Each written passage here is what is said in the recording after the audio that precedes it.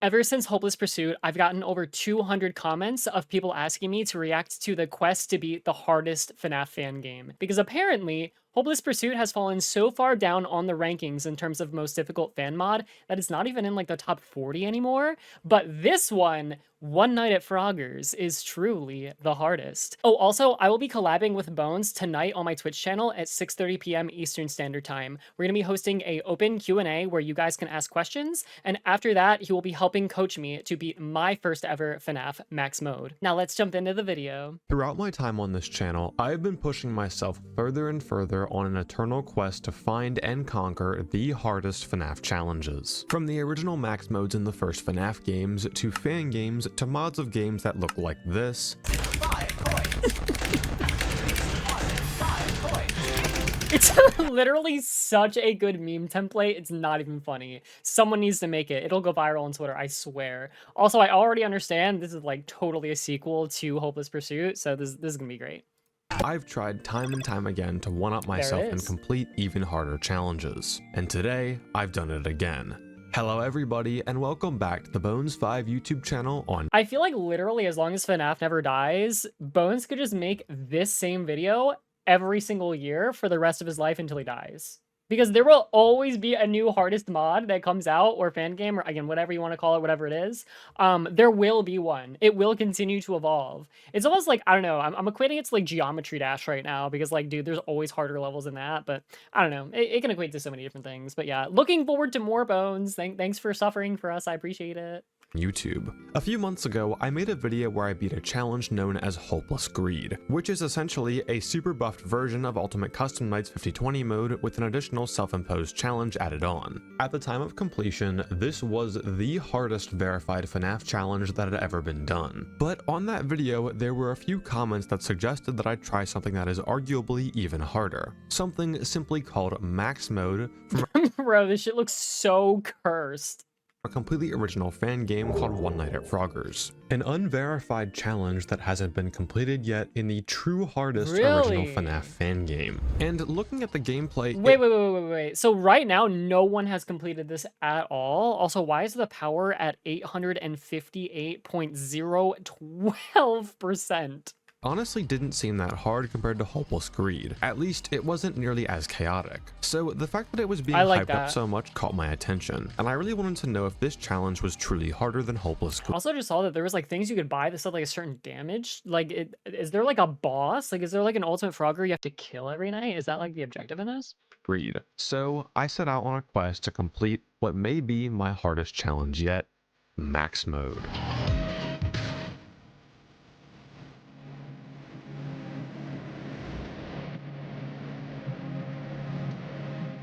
Kinda looks like it.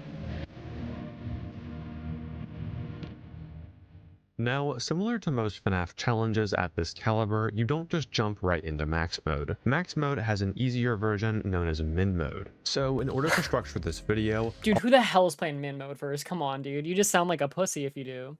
I'll first explain how the game and each of the characters work within Min Mode, so it's a bit easier to digest. Then we can move on to Max Mode and discuss how all of the characters have been changed. He has 97 mental illnesses and have committed chicken wing, colon, left parenthesis. That's totally not what it's called. What is that called? The open left side parenthesis. Jesus, I should really know this. In order to make the game significantly harder. In One Night at Frogger's, you're placed in an office with a TV, cameras, and 2 doors that you can turn to. Everything in this game is controlled solely with your mouse, so unlike Hopeless Pursuit, we won't be having any crazy keyboard torture in this game. For universal mechanics, it's actually pretty simple. The entire night revolves mainly around one mechanic, the song. You'll see on the Frog TV, there's a black bar at the bottom where you can play the song, kinda like how the tape player works in Fancy Candies 3. Though unlike the tape player, which you have to play in order to stay alive, the song is instead used as functionally a progress bar.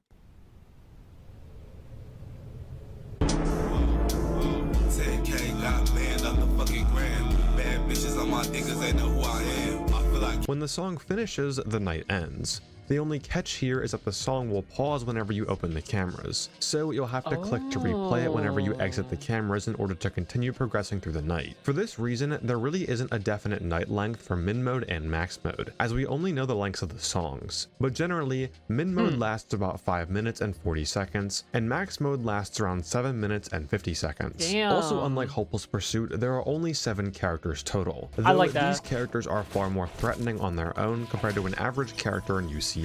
We can generally split these guys up into 2 groups. Not that there's anything wrong with UCN though. It's so unique with how many characters there obviously are, and it's amazing that you have every single animatronic that has pretty much ever been mentioned up until that point, right? I remember my friend was like, they were like, you don't have to play FNAF World, but like you really should before you do it, because there are characters that you'll meet in there that like you won't know otherwise, even though they say that FNAF World like isn't canon because it got deleted obviously, but like dude, there's like literally a canon character like in it. Anyway, yeah, I love that like every single character is in it. It's awesome, dude. It's like Smash Ultimate, But I love Melee the most. This is the Melee. Captain Frogger and Dr. Frogger and Fox. Camera characters and door characters. Let's start with our camera characters. Throughout min mode and max mode, you're going to have to really should have said Toad there, but Toad's not. Is Toad in any Smash game at all? I want to say he's like in an assist trophy or something, but I can't even imagine it. Is that true? That seems very weird. Why would Toad not be involved at all in any? Well, he comes out of Peach's, But other than that, enter the cameras in order. I guess he likes to be in there. That's his favorite cave, Krelly. To stop the Yee-Boy from entering your office. Throughout the night, Yee-Boy will gradually move throughout the building towards your office. To defend against him, you'll notice 5 buttons on the left side of the cameras.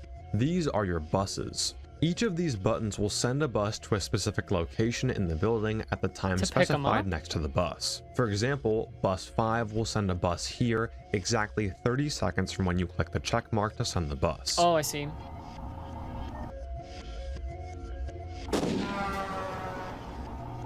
Though it is extremely difficult to find and hit Yee-Boy. As you may have already actually noticed, there is no way to select devices? cameras within the monitor. They're actually on autoplay, switching every few seconds to different locations around the building. Penis. The only thing that we can interact with are the buttons. That was not coming from me. I was just reading the wall. If that was not obvious. I mean, there's nothing wrong with penis, but I'm just more of a lesbian gay kind of girl, so. Our saving grace is that in both But like a penis can be like not, they can be kind of cute. You know what? I'm just not even gonna finish that sentence. Mode and max mode, Yee-Boy will always follow a set path, no matter what. So as long as we know exactly when to send which buses, we should be okay. More on that later.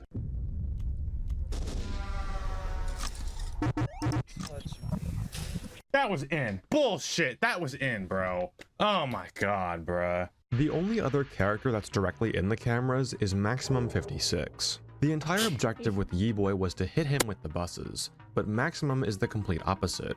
As you can tell by his design, Maximum is a walking bomb, and hitting him with a bus will cause him to explode, leaving you unable to use the cameras and giving you no means to defend against Yee-Boy. Pulling up the cameras will cause Maximum to move, so you'll have to time your flips such that Maximum is out of the way of the buses that you're sending to hit Yee-Boy. When you drop the cameras, you'll be met with our last 2 camera characters, Frogger25 and Code Hacker. Frogger will simply say touch me or leave me alone, and you will have to either touch him or leave him alone before turning to either of the doors or pulling up the cameras. I can do that. Otherwise, you'll die. Code Hacker, or Code for short, is a bit more complicated. Whenever he spawns, he'll have an HP value displayed above his window. You'll have to scan the 5 frogs that line the office and see which one has the same HP value as him. Oh my god, you gotta do math? Oh god.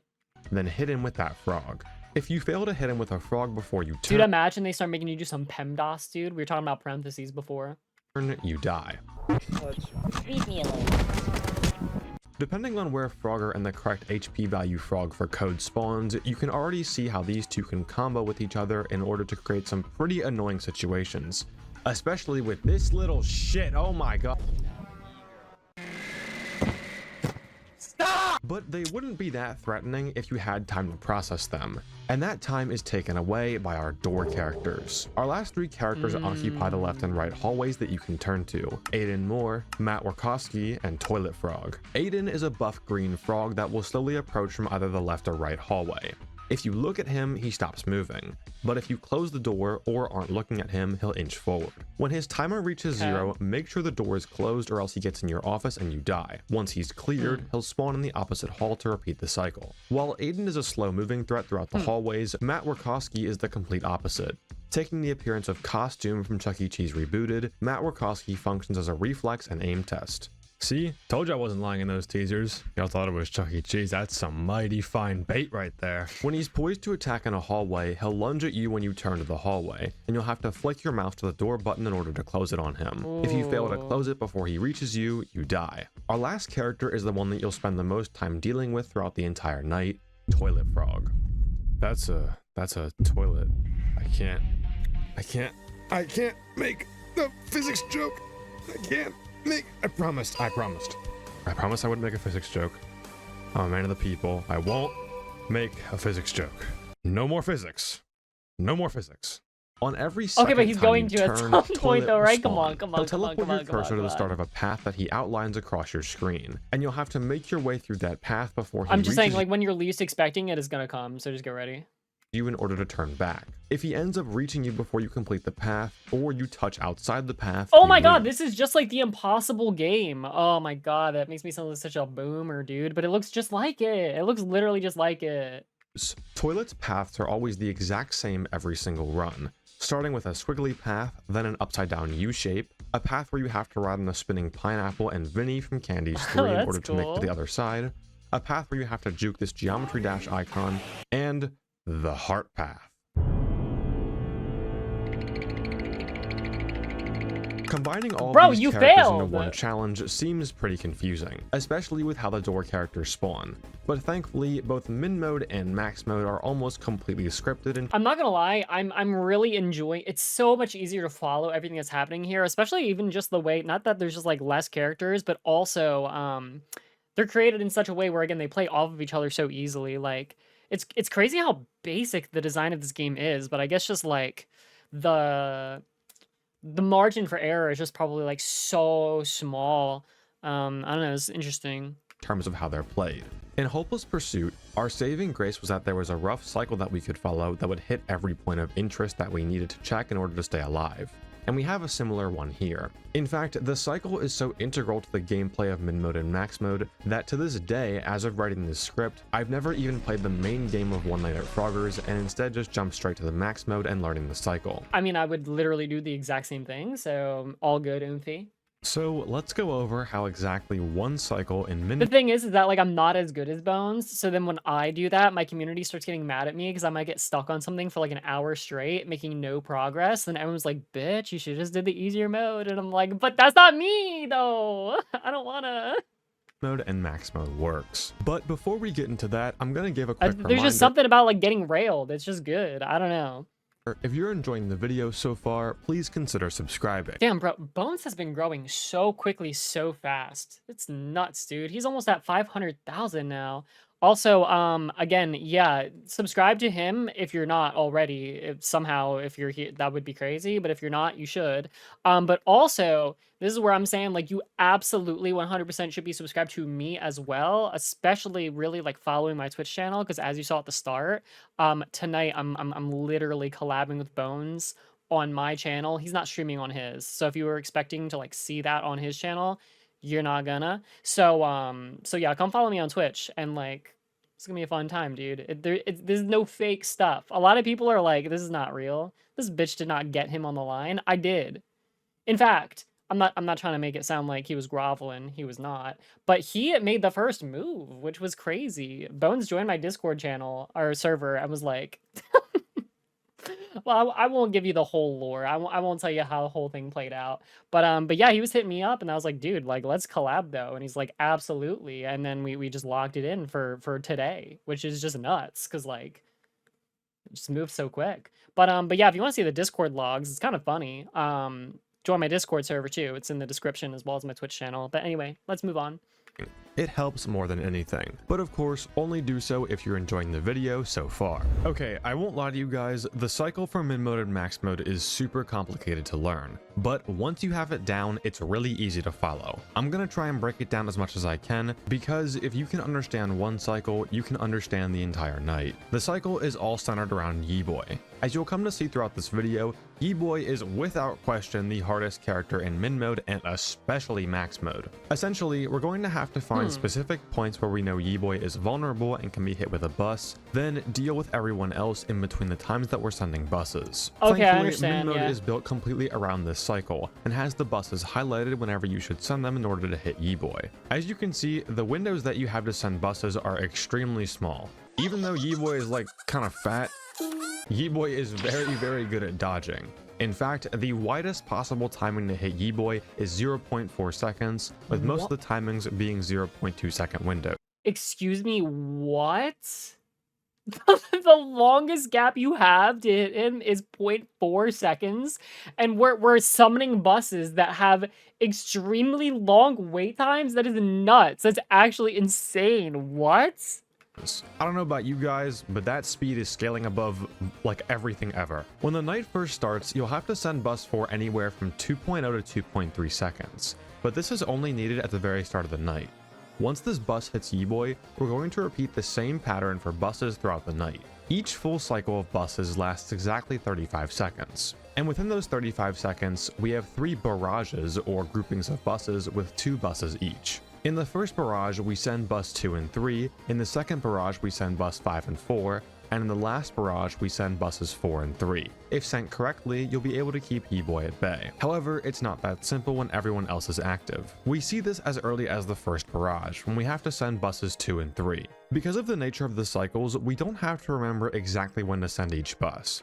We just have to remember the last digit and the decimal place for the interval. So we pull up the cameras and send— Dude, that's like Randall timing in Smash Melee. Ah, dude, Bones, I hope you're watching this reaction. That call out was for you, dude. You know Randall timings, right? You totally do, right? You totally know them, right? bus 2 from 2.4 to 2.6. On the other 2 barrages, we would stay in the cameras and wait to send the second bus before dropping them. But the 2-3 barrage is special in that we send the buses while we camera flip. Remember earlier how I was talking about maximum 56, this bomb guy? We don't want to hit him with any buses, and we're guaranteed to miss him so long as we always flip twice on every barrage. On the second and third barrage, we just do an extra flip after we send both buses. But here, it's better to do it within the barrage. That way we can get a little extra time played on the song during this barrage. You'll notice as we drop the cameras that we now have to deal with Frogger's Touch Me or Leave Me Alone. In min mode, Frogger will be a bit smaller or larger depending on whether you should touch him or leave him alone to make him a little easier. Okay, but it's still important. He'll be a bit larger if he wants you to touch him. Okay, all right. To get used to reacting to the sound cue instead of relying on his visual size. I mean, I think he should just say, "Milk me." Oh my god, kill me, dude.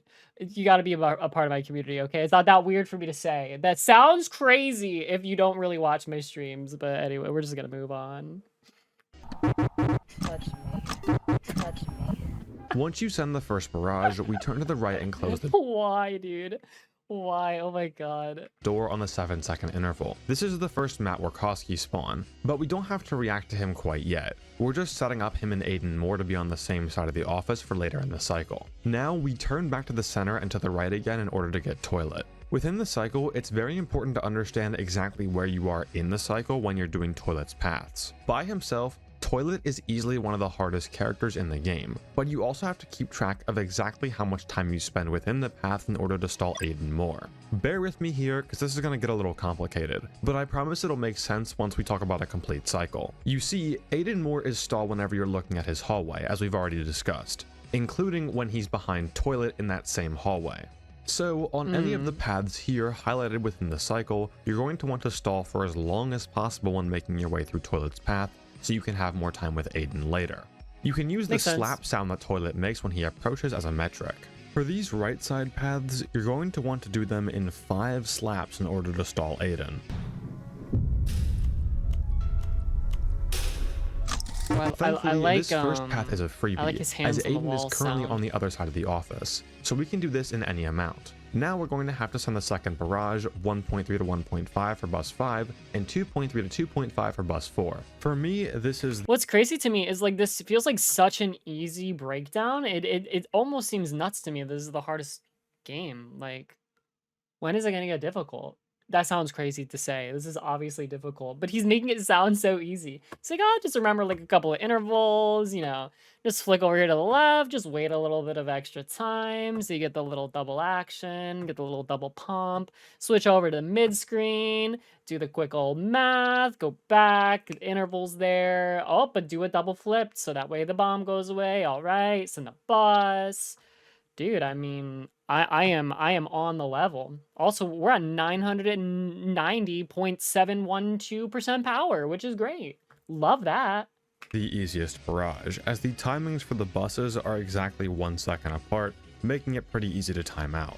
Once you send the bus 4 in the second barrage, you're going to have to rush a bit. Matt will be waiting at the left door to lunge at you, and if you're not fast enough with Code and Frogger, he'll get you in the office before you even have a chance to turn to his side. So we have to process and take out Code as fast as possible. In mid mode, you Oh, can just man, look for the math. frog that has 20 HP and explode Code with it, as the highest damage frog will always be equal to Code's HP. Then, without any hesitation, flick to the left to turn, then slam your cursor on the door button for Matt. In mid mode, Matt gives you 0.1 seconds of wait time, then begins lunging at you. Wow. His lunge animation lasts 9 frames, giving you a total of 0.25 seconds to close the door on him once you've turned to his side. Immediately after closing the door on Matt, you're going to have to keep rushing. Turn back and forth so you can trigger toilet, then do the left path as fast as you can, ideally around 3 to 4 slaps. Now, prepare to send the final barrage of 3 to 4 slaps. Is he talking about with his hand, like, going against the wall that I was just talking about, the sound effect? Okay. Gotcha. buses for Yeeboy. Bus 4 on 9.5 to 9.8, and bus 3 on 9.9 to 0.1. In my opinion, this is the hardest barrage to hit timing wise, as the intervals aren't spaced out evenly. You just kinda have to get used to the click pattern and ingrain it in your muscle memory. Once you finish this barrage, Aiden will be waiting at your left door. To conserve power, you can try and wait until you think his timer is just about to run out, then turn to the left side and shut the door on him. Personally, I don't find power to be too much of an issue, so I usually play it pretty safe with Aiden. When the door is closed, you'll hear a bonk indicating that he's left. Now, turn to the other side of the room and get toilet's next path. At this point, Aiden will be on the right side of the office. So Dude, you go I to room love and that get this little toilet's next- pathway, it's, you can, like, choose to play it safe and, like, I can't really show you that well. You can go down here and it's like a big gap. There you go. See that?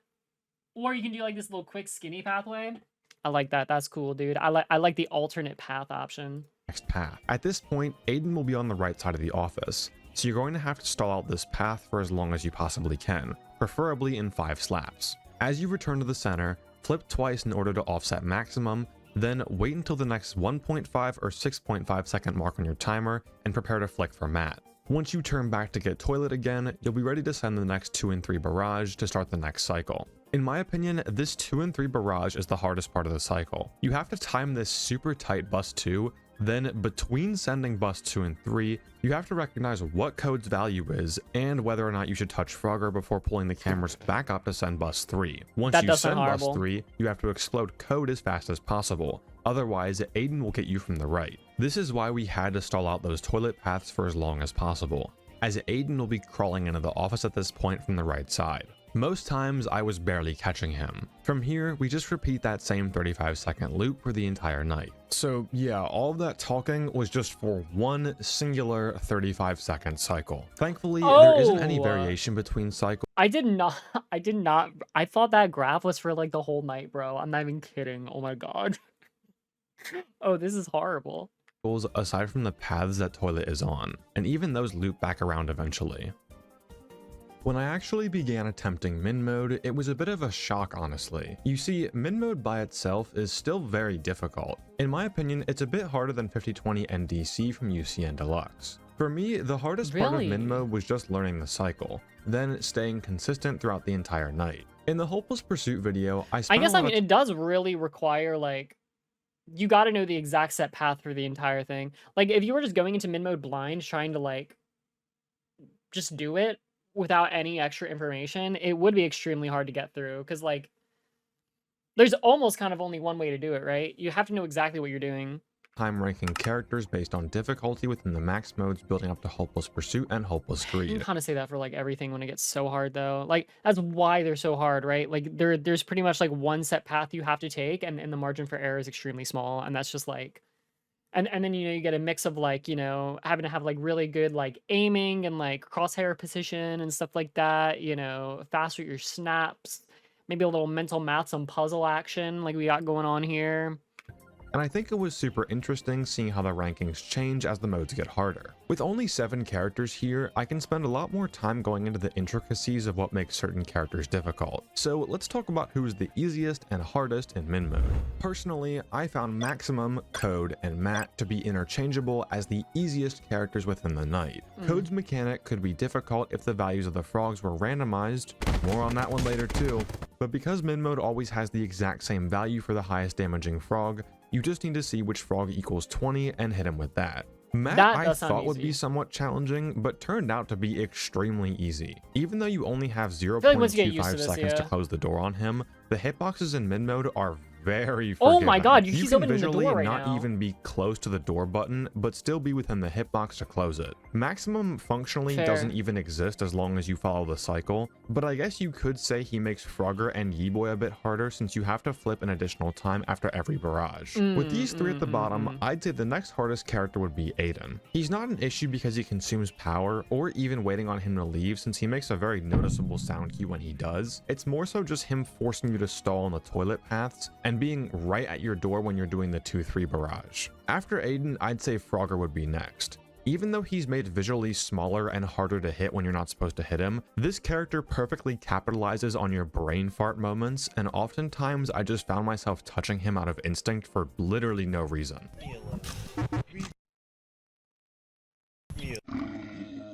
What the f is wrong? Why? Why'd you do it? Why did you do it? I don't even... Oh, what, bro? Next up, it was kind of cool, by the way. Bones' play button, that the top half of it is reflecting something red, so his play button kind of looks red. It's kind of cool because like YouTube is like red. Fix that up though, Bones. Get the bottom half red too. That would look awesome. Is Toilet Frog.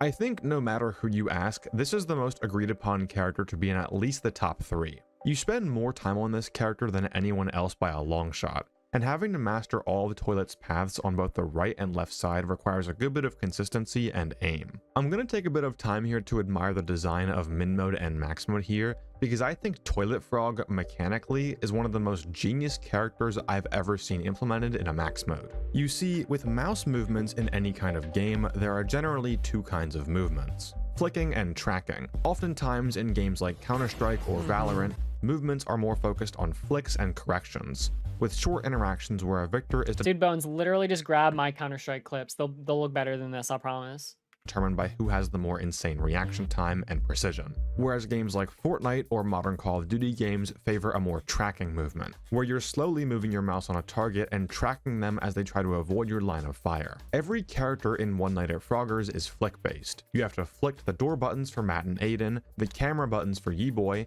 and the HP frogs for Code. But Toilet forces you to slow down and also perfect that control aspect of mouse precision. And it can be a real shock when you have to go from flick to control on such short notice, especially with how much stricter the paths get. I do like that. That's kind of cool. In general though, that does help me. I'm quite good at flicking. I haven't really played many tracking based shooters, so yeah. I remember one I've really never done it. Maybe I'll be decent, but probably not because I have no experience doing tracking aim for the most part. Though actually, the one game is Stranova. I played Stranova quite a bit, and I mean I got quite good at Stranova. I got to in the beta I was in the top 1% for competitive players, but I don't know how much that really means because it was the beta. Then full release I got to top 4 or something. In max mode. I know I'm nerding out here about mouse precision in a FNAF game, but this is the coolest thing ever to me, so please let me have this one. Whether it was an intentional design choice or not, I think it turned out great. So we have our list, aside from one very special character. In all the time that I've been playing these stupid FNAF challenges, I have never seen a character carry the difficulty of a game as much as Ye-Boy.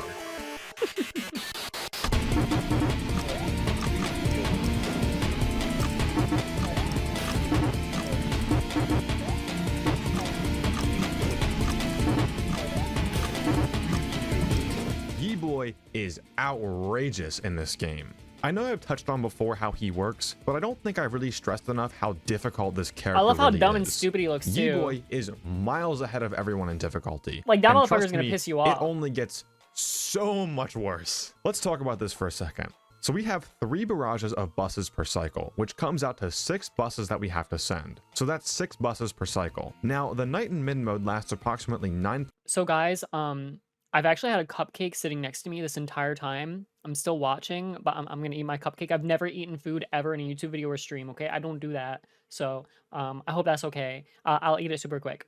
It just looks so yummy. I've just been salivating the whole time. 0.7 cycles. So let's just call it 10. That is 60 times that you have to not only hit a timing less than half a second, but 60 also be able times? to aim and click twice to not only select the bus, but also confirm to send it. And make sure that the click where you send it is within the window. If you are even the smallest fraction of a second off, he's checking you for it. And I do literally mean the smallest fraction of time displayed by the timer. I am literally 1/1000th of a second off of this interval, and guess what he's doing? Evil. Why do you suppose I just hurled a chair at your head, Neiman? I don't know. Sure you do. The tempo? Were you rushing or were you dragging? I don't know. Start counting. 5, 6, In 7. full. This is actually a really good clip. Oh my god, this is so good. I'm mad I'm eating right now. This is dude, this is such a clever edit. Oh my god. More, damn it! Look at me. 1, 2, 3, 4. 1, 2, 3, 4. 1, 2, 3. Now, was I wrong or was I? Ah. Count again.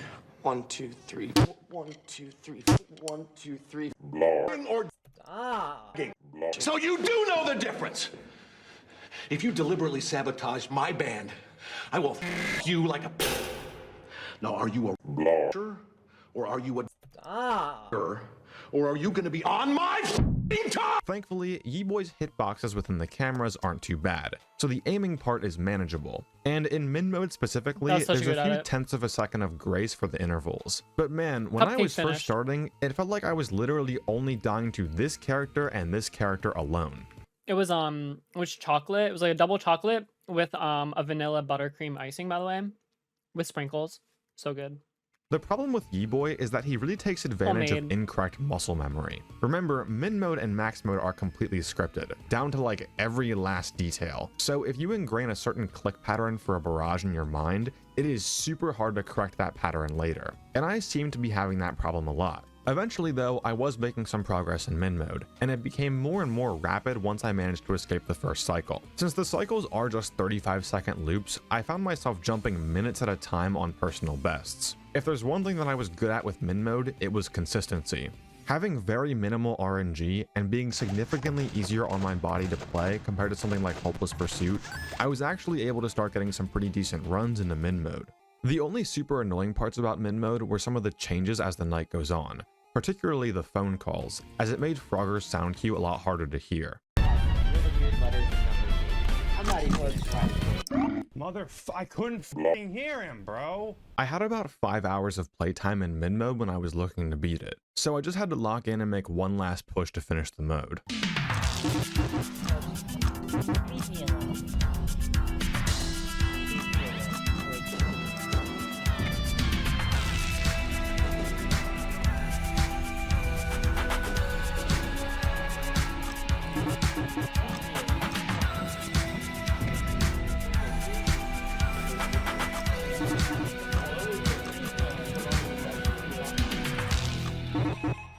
Leave me alone. Leave me alone.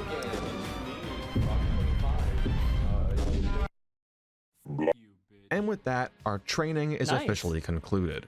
Min mode with this strategy is already considered to be extremely difficult, but I was nowhere near ready for how significant the gap is between min mode and max mode. If I had to roughly scale min mode to something that I have done before, I think 50/20 no death coin on UCN Deluxe would be a good comparison.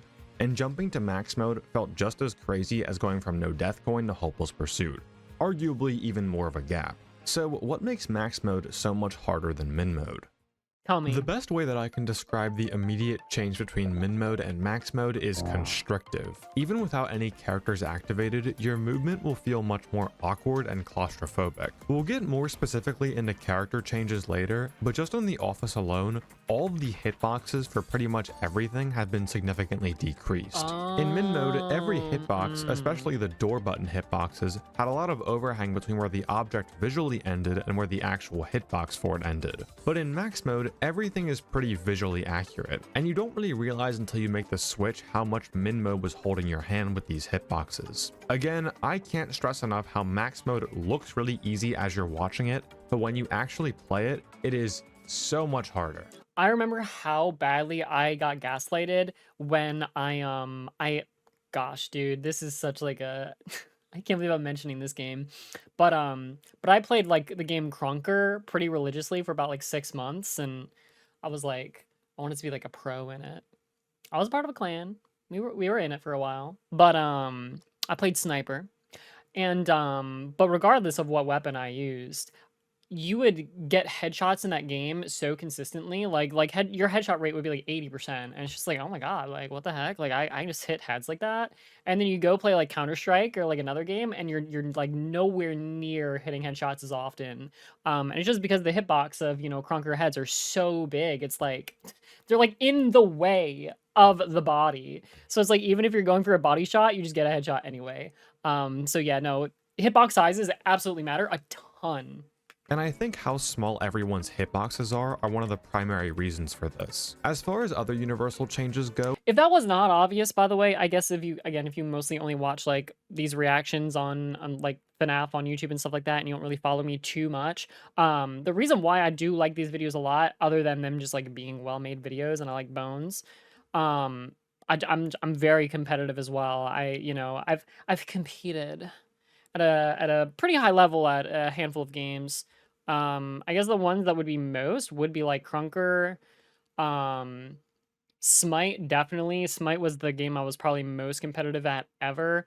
Under Night In-Birth, Counter-Strike, obviously.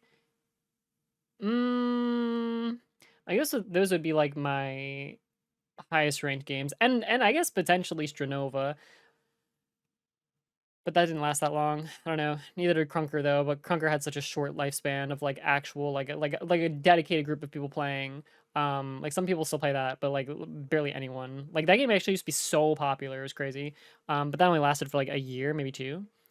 the night has been extended by around a third more. The song in min mode lasted for 4 minutes and 29 seconds, whereas the max mode one lasts for 6 minutes and 9 seconds. The song in max mode is sectioned into 4 parts: the intro, Flight of the Bumblebee, Moonlight Sonata, and Mountain King. There's no differences in gameplay between any of these, but for the sake of keeping track of personal bests, I'll be using these as well as normal night times. With a 6 minute and 9 second song, the night is estimated to last around 7 minutes and 50 seconds, so nearly 8 straight minutes of this gameplay. Even though the night length has been increased from min mode, we still have the same amount of starting power at 1000%, so we're going to have to green run a bit more in max mode than we did in min mode. Even with the extended night length, I still didn't find power to be too much of an issue, but it was always good to save whenever I could. That pretty much covers the universal changes. Now let's get into the much more exciting character changes. And oh man, some of these guys have really been cranked up. I'll go over how everyone has been buffed first, then we can re-rank everyone based on that. Maximum 56 hasn't been changed at all, but aside from him, the other least changed character is Frogger 25. He'll now no longer shrink or grow depending on whether you should touch him or leave him alone. That kinda sucks, so though. You're forced to listen to his sound cue, and knowing how certain parts of the song are, Leave me alone. No, I kind of hate that change, actually. I mean, we'll see what the rest are, but that would really mess with me, because I'd be using Code visual. Hacker has been changed so that you now have to pay a lot more attention to him and process far more in order to determine which frog to use. Cheesing Code by looking for the 20 HP frog now no longer works, as Code is much more random. Instead of always having the same HP values for every time that he appears, Code will always generate a random number from 0 to 80, then add that value onto the randomly sorted frogs that have the values of 12, 14, 16, 18, and 20 HP. You can choose to deal with this new randomization in one of two ways. You can either look at each of the 5 frogs and see which one has the greatest HP value, or look at Code himself and find which frog is equal to his HP value. I personally choose to do it the second way, by actually looking at Code. And we'll talk more about why when we see how all of the characters interact together in max mode. Yeah, I mean, I would probably do that too, because then you're kind of doing like more like pattern recognition, right? Like you see him and then you just can do a quick scan and find the one immediately. If you're not doing that, I feel like you have to like more so like almost look at every single number. So I think it'd probably be slower for most people. Change. The sound cue that he normally makes upon leaving the hallway has been removed. Shoutouts to the Kirby Air Ride shirt that Bones is wearing, by the way. Kirby Air Ride.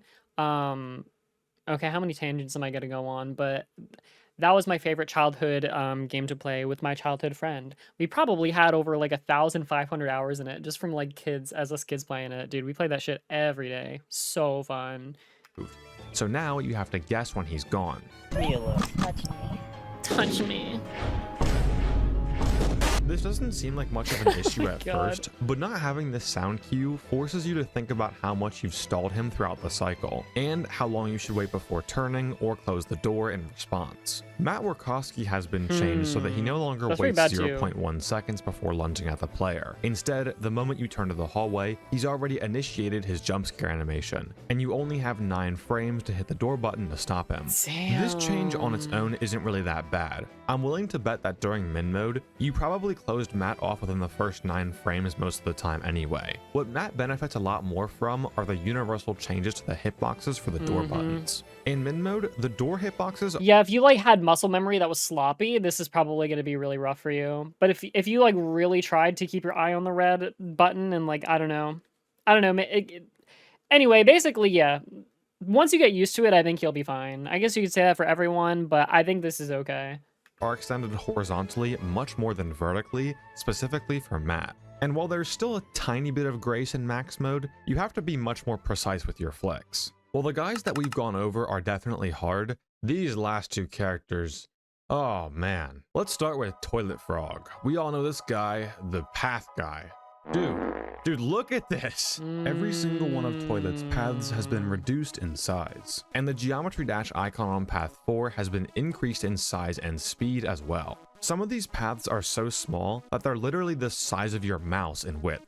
For Toilet in max mode, you need to have some of the craziest mouse and nerve control the world has ever seen.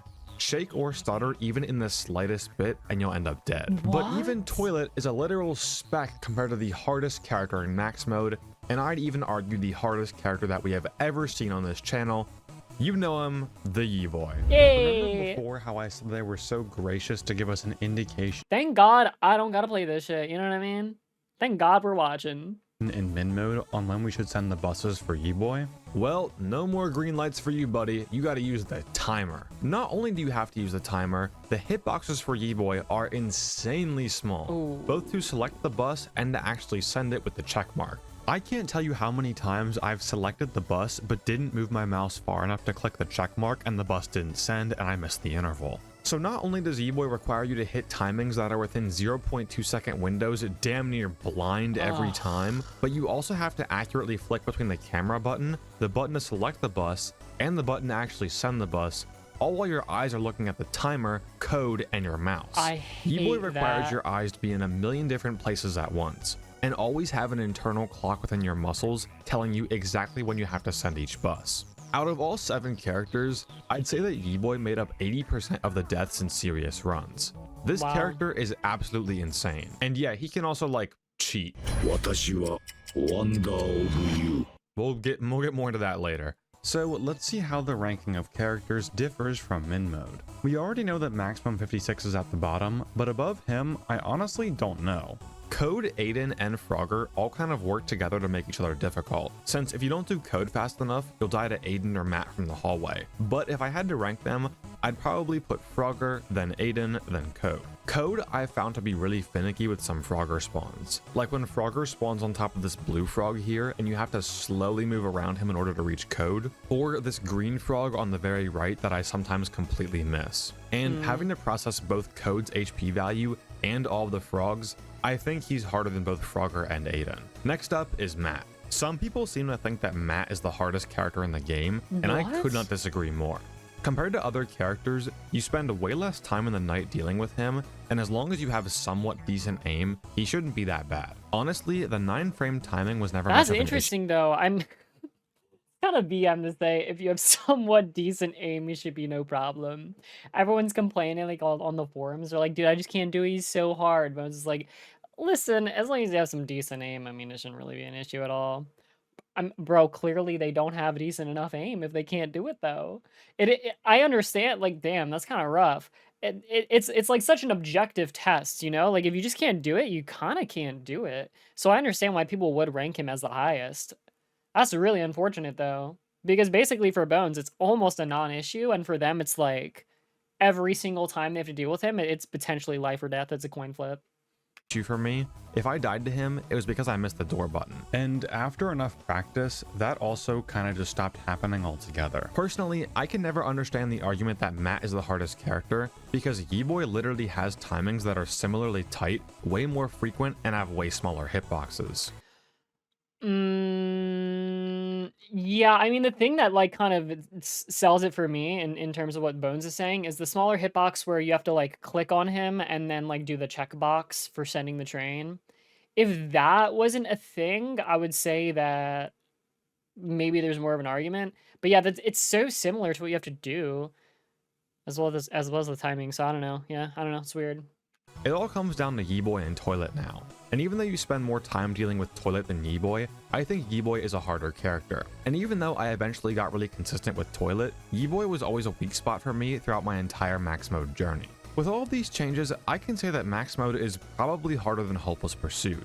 But is it harder than Hopeless Greed? I'd need to beat it first to truly judge that. Now knowing how hard max mode really is, a lot of you are probably wondering, why on earth would you put yourself through this again? Hopeless Pursuit was already a mind and body destroying challenge that was pretty much just straight suffering the whole way through. Correct. Would it really be worth it to put myself through that kind of mental torture again? Well, to understand why I had to do this, we have to go back to the Hopeless Pursuit video. If you haven't watched that video already, I highly suggest you do so after finishing this one. Real quickly, I mean, listen, I want to let Bones talk, but so far in this video, you know, we're like almost like one third of the way through.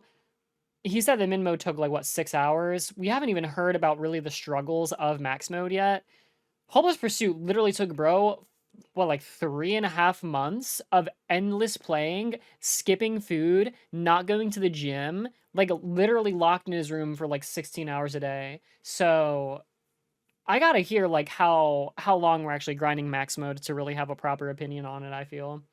If the HP video were to have a sequel of sorts, this video would definitely be it. But it's been a while, so I'll give a brief summary of that video here. Hopeless Pursuit was far and away the hardest challenge that I had ever attempted, both mentally and physically. It's essentially a mod of Ultimate Custom Night that removes all kinds of stalling and exploits and kicks every character up to the absolute extreme, resulting in nothing short of complete chaos. But what made the Hopeless Pursuit video special wasn't the game itself, it was the story behind it. You see, the name of my channel, The Bones 5, originated from my pet dog and forever best friend, Bones, and during the process of trying to beat Hopeless Pursuit, Bones unfortunately passed away. With how significant Bones was in my life and to the creation of the channel, I chose to dedicate the Hopeless Pursuit video to his memory, and then went on to verify an even harder version of Hopeless Pursuit, Hopeless Greed, which at the time was the hardest FNAF challenge ever completed. When I released that video, I didn't really know what to expect, but the reception was better than I could have ever imagined. Oh my god, At the absolute lowest point in my life, you guys, my viewers, showed out harder than I could have ever predicted. The day the video released, I saw so many stories about people with similar experiences to my own, and how emotionally touched they were by my video. And I won't lie to you guys, the first day that video dropped, I broke down crying at how much support it had received. And to all my friends in Discord that showed their support through one Oh, that is so sweet. That is so sweet. Oh man, that's so sweet. Yeah, no, I mean, I completely agree. Yeah, if you go to my Hopeless Pursuit video, the moment where, yeah, he's sitting at the Tree of Life here, talking about Bones' passing and you know, really going in detail about it all. Yeah, I had to pause the video and talk about my own personal experiences with loss, and I cried on stream. Yeah, it was definitely emotionally touching. It was good. It was good, you know, but yeah, it was tough. of my hardest times ever. I really can't thank you enough. I was honored to have turned this horrible experience in my life into a positive one for so many others. But why am I telling you this now? Well, here on YouTube, the reception of the Hopeless Pursuit video was great. You guys are truly wonderful, and I can't thank you enough. But my mom hated it because I locked myself in my room for 3 months. Oh no. But certain members of the Max Mode community reacted a bit differently.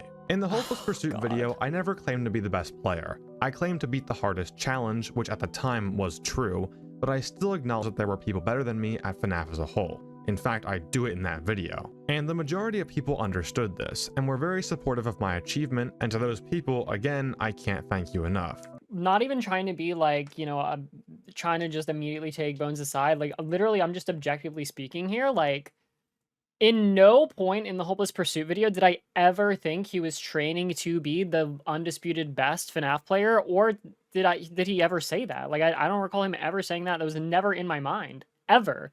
I never thought that. It never convinced me of that, and I still don't think that. At the end of the day, Bones is a content creator, so, like, I'm not gonna lie, it would be truly a marvel to see the Bones be objectively the best FNAF player. I think just unfortunately, even though he does spend so much time grinding the game, because he's also focusing a lot of his time on school and making videos, it's like, I never would expect him to be able to genuinely be rank #1. So yeah, I don't know. That's strange. I don't know why people thought that, apparently. Clearly, again, a small vocal minority, so I'm not really talking to like a huge group of people, but I don't know. Like, explain more. I don't know where they got that mindset from at all. However, there were some things that people said that definitely rubbed me the wrong way. For all of these messages, I'm gonna censor people's names since I don't want you guys going out and harassing people, and honestly, I don't want to give these people any kind of attention anyway, good or bad. I'm only doing this because I like to show the deeper reasons why I do the things that I do in these videos. Essentially, this guy was just really angry that people were calling me a good player after beating Hopeless Greed. And I was gonna say, this guy seems like... Listen, we can make the video however we want here, Bones, but, like, I don't think we need to even dedicate a section to this one idiot. Like, I'm just being real. It just kind of comes with the content, being a content creator, especially when you're goddamn as big as him. Damn, like, dude, you're just gonna have people that hate you for no reason. It's crazy. I don't think this guy bears any credence. normally, I wouldn't pay any mind to this. This guy's hardest is Silent Suicide Mouse, and I'll just let the numbers do the talking on that one. Everyone else in the server was congratulatory over my achievement, and the reception was still positive. But there was just one message that sent me off the deep end. Look, if you want to talk for 2 hours on end about how I'm not good at video games, sure, go ahead. I promise no one believes you. But to get so angry over my achievement that you have to insult the memory of my... Yep. I saw it. I knew you were zooming in on that. Yeah, I understand, man. I understand. There, especially, dude, when I'm live streaming, there, again, nothing like... There are just certain comments that stick with you, I will say, right? So I get it, man. I get it. Dog, and call the video and challenge that I made in tribute to him nothing more than sympathy. It doesn't make any sense, dude. Like, no one even knew that it was about his dog. Like, it's funny because when you first click on the video, it does have, like, you know, like a starting card that says, you know, like, this video is dedicated to like my dog or whatever. But what's funny is like I've seen a lot of videos that do things like that, right? And like that's it. They just put the little card as just like, hey, like I'm just the creator, kind of doing a little homage thing to that. Okay, moving on. Right? Like it usually isn't like literally revolving around the actual video itself. And you don't learn that the video itself is literally revolving around his dog until you're at like the hour and 50-minute mark. Or no, that's not true. Maybe like an hour and 20, hour and 30. I don't remember. But hour 40, who cares? Doesn't matter. Point is, like, yeah, I don't know. Yeah, okay. I just don't get it. I don't know why you would think he's trying to farm it. If we're saying sympathy farming in this sense to where it's like, you know, again, he wants to make this to like reach other people and feel a similar, you know, emotion and relate, absolutely. I mean, he literally even just said that himself, right? Obviously, I'm not actually trying to fight for this guy. It's clearly not what he means. You can just tell by his yapping and the phrasing. But like, sure, that, right? But come on, bruh. Anyway.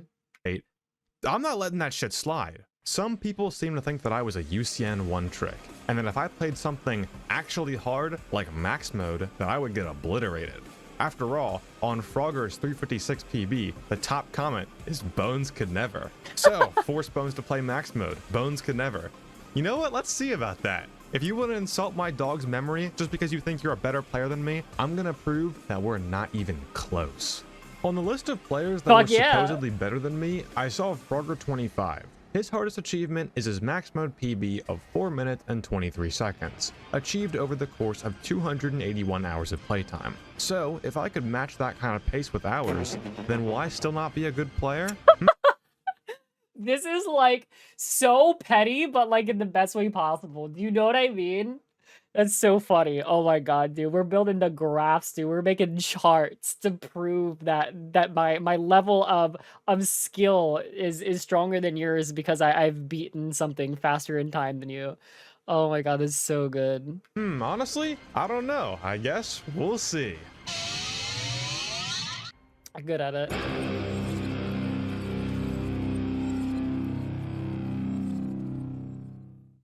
During the Hopeless Pursuit video, This is so good.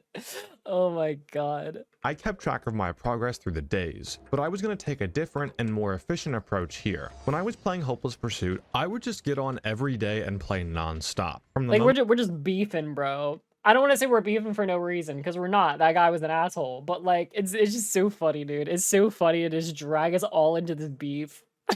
It's so good. That I woke up to when I went to sleep, but I wouldn't really keep track of my hours. I figured that if I was just constantly playing all day, I could use dates as a measurement. But for max mode, I was going to be a bit more meticulous about how I tracked my playtime. For max mode, I was instead going to play in exact 1 hour increments to avoid destroying my hands like last time, and hopefully this would be a bit more efficient. 1 hour increments is actually not that long, so I mean, I guess for something like this, it kinda is, I don't know. But that's good though, I think that's good. So for this video, I'll structure it similar to how I did with HP, going through hour by hour.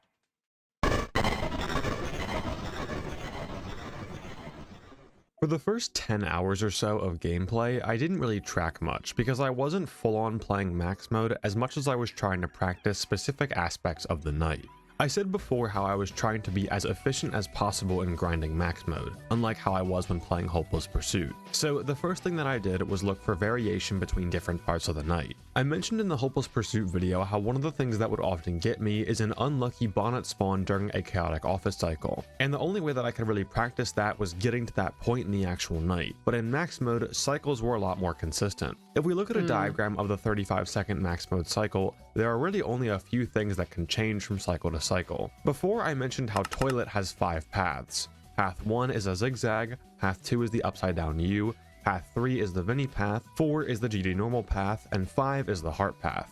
Now, when looking at this cycle diagram, there are 4 toilet paths per cycle total. Because this doesn't evenly match up with the number of paths being 5, the paths will begin to change on future cycles. Specifically, when you progress through a 35-second cycle onto the next one, each path will now be the path before it in the order. I know that sounds complicated, but basically, the biggest change from cycle to cycle that isn't just flat out RNG is Toilet. so I chose to grind the hell out of aim training with just him. The thought process was that if I could get good at one 35-second cycle, then master the only part of the night that changes on a cycle-to-cycle basis, then surely I should be okay. Maybe. Within a few does make a lot of hours, I was sense. I mean, I able do to think it's the complete a most night with objectively just good way to toilet on, practice. spamming paths over and over again on both sides. But the moment that I went into an actual night and began attempts, it felt like all of my practice had gone to waste. And this was most obvious at what I would consider the first major wall, the left heart. See, what's nice about max mode being completely scripted is that progression walls are a lot easier to identify and pin down exactly what is causing it. Because the only thing that changes between cycles are the toilet paths, and even those eventually loop back around, we can extend this cycle diagram to last the entire night, which almost makes this night feel more like a geometry dash or platformer level rather than a max mode, as you're literally doing the same thing every single time. And for me, the first left heart around 130 seemed to be a pretty clear roadblock. That is also why I do actually think, obviously this is a really hard challenge, but I think if we somehow had well, I guess, okay, whatever this is ranked right now on the FNAF difficulty list, I bet the next mod one step up, like one rank above, like let's say this is like 18 right now and the next one is 17. I bet more people could actually be, Jesus, why am I making this sound so difficult? Let's say that this one is actually number 10 on the list, and then we grab number 5, okay? No. Holy shit, my brain is like not working. I'm trying to say that if they have this is the worst thing I've ever tried to explain in my life. The point that I'm trying to make is that if we have this game right here, and then we grab another fan game that, let's say, is a little bit less difficult. No, more. Holy shit. I really just gotta play the video. I'm trying to... I've never had this is the biggest brain fart in my entire life. I'm trying to say that if people want to try and beat this, I think people can, because it's like because of what he said. Okay, thank you. Okay, we're moving on. I've mentioned before how you're supposed to wait on right paths to stall Aiden and to rush left paths in order to keep him from camping the door. But really, Yeeboy is far more of a threat than Aiden when dealing with the left toilet path. You see, the moment you finish the second barrage, which is right here in the cycle, you're going to be rushing pretty much everything in order to make it to where you need to be for the third barrage with Yeeboy. So you want to try and explode code and flick to Matt as fast as possible. Then, once you get to the left side toilet, try to do it in 4 or less slaps to prepare for the third barrage. For 3 of the 5 paths, and we'll get to this one later, I didn't really have an issue with this. However, for the last path, the heart, I found it extremely difficult to rush this path. The back half of the path was just so insanely small that I was forced to slow my mouse to a crawl and waste a ton of time trying to control my mouse and get through the path. Most of the time, I would just end up dying because I hit the boundary of the path. But even if I did make it through, I was so disoriented from locking in so hard on the back half of the path that I would just blindly send buses 4 and 3 and not even look at the timer, just hoping that they hit. So even if the heart path didn't kill me, Yeeboy ultimately would at around 1 minute and 50 seconds. It seemed like no matter how hard I practiced toilet by himself, the left heart path in the actual game was still going to be a struggle. So I had to figure out why I was so consistent in practice runs compared to the actual game. And after a while, I began to realize what was happening. Because max mode is completely scripted, more than any other FNAF game, you're able to pay a lot more attention to your muscles, body, and movements compared to something like Hopeless Pursuit. You have to do the exact same thing at the exact same time every time. And when I was practicing toilet by himself, I noticed that I was always able to readjust my mouse, get into a comfortable position, then do the path. Whereas in the real game, I had to rush the code and map before I even did the left path, which usually left my arm and mouse in an uncomfortable position, leading to worse mouse control and typically a death in the heart path. Once I realized this issue, I began to use the time where I was turning between getting Matt and turning left again for toilet to pick up my mouse and readjust. That way I could aim better throughout the path. This did result in some marginal improvement. However, the left heart was still proving pretty difficult, but I was beginning to notice a slight pattern. On the runs that ended up dying to hitting the boundary of the path, it was always the upper boundary. So I began to zoom in closer to all of my deaths, and that's when I realized, the toilet paths don't actually account for your entire cursor, just the topmost pixel where the tip of your mouse is.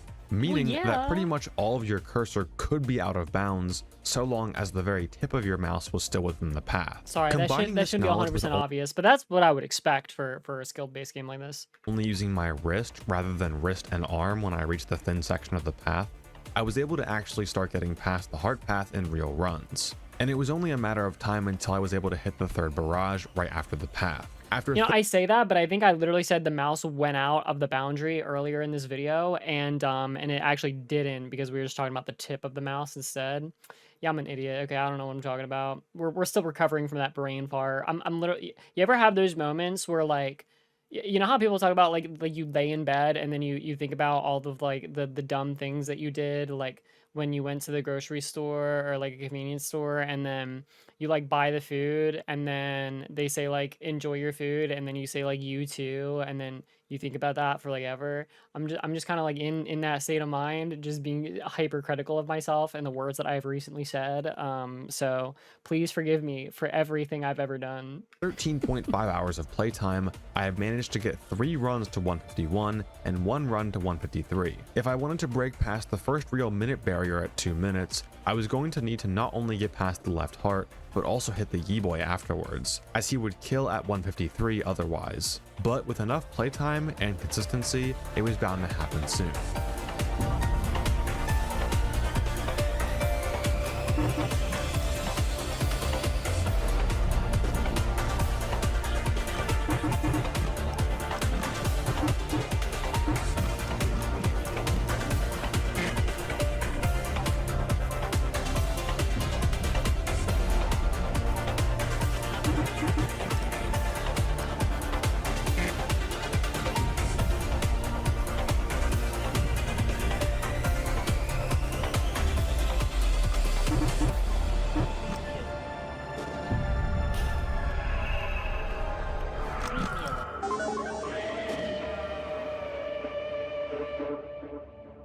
Finally.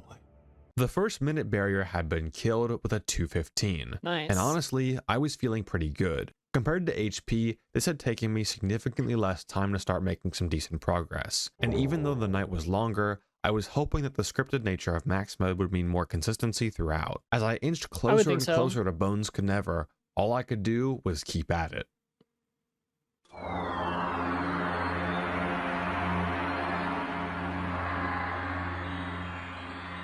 All things considered, it didn't take me that long to get from 1 minute to 2 minutes. But man, once I crossed that 2-minute barrier, the frequency of personal bests seemed to slow down pretty significantly. I know the last section was primarily focused on the left. It's so interesting that the left heart is like way harder for him. Like, that's just interesting. I'm surprised we haven't talked about just like it being flipped is way harder for some reason. Left heart path, but that doesn't mean everything else still wasn't a problem. The chance of my runs even getting to the heart, I guess because when you're kind of pulling towards your body with a mouse, it probably allows for better accuracy. Is that true? I feel like there could be some like science behind that. path were next to none because I would almost always miss a bus for Yi-Boy somewhere in the first minute. I know I've been stressing how hard this character is to time, but that isn't the only thing that makes him difficult. Yi-Boy's hitboxes are insanely small, and I've found that just aiming in an attempt to send the buses results in a good few deaths as well. If you want proof of how hard this character can be to aim at sometimes, look no further than the first barrage with other characters involved. Remember, in this barrage we have to send bus 2 and bus 3, but we send them on different flips, taking care of maximum between buses. To me, this part of the cycle is the biggest test of multitasking in the entire night. Compared to Hopeless Pursuit, where you're always dealing with a million things at once, Max Mode is very linear and segmented. You're dealing with one character, then another, then another. You rarely deal with multiple at a time, but here you have to. When you first flick your cursor up to send bus 2, you then have to click to send the bus, then drop the cameras. Now, for the split second when the cameras are dropped, you have to play the song for some extra time, register whether or not Frogger is touch me or leave me alone, and look at code to see what his HP value is. You'll barely get a glimpse at code before you're forced to pull up the cameras again, and I've found that I'm not fully able to focus my eyes back onto the left screen in time, and I have to use my peripheral vision to flick my mouse over to bus 3, then send it at the correct time. Then you have to drop the cams, remember which number code was, find that frog and explode code with it, then turn to the right to barely catch Aiden at the door. Because code appears later and has random HP values in max mode compared to min mode, you have to constantly focus your eyes on different parts of the screen all within split seconds. And a lot of the time, this would lead to me just barely missing the button to select the bus or the button to actually send it. I had spent around 4 hours still stuck at a PB of 215.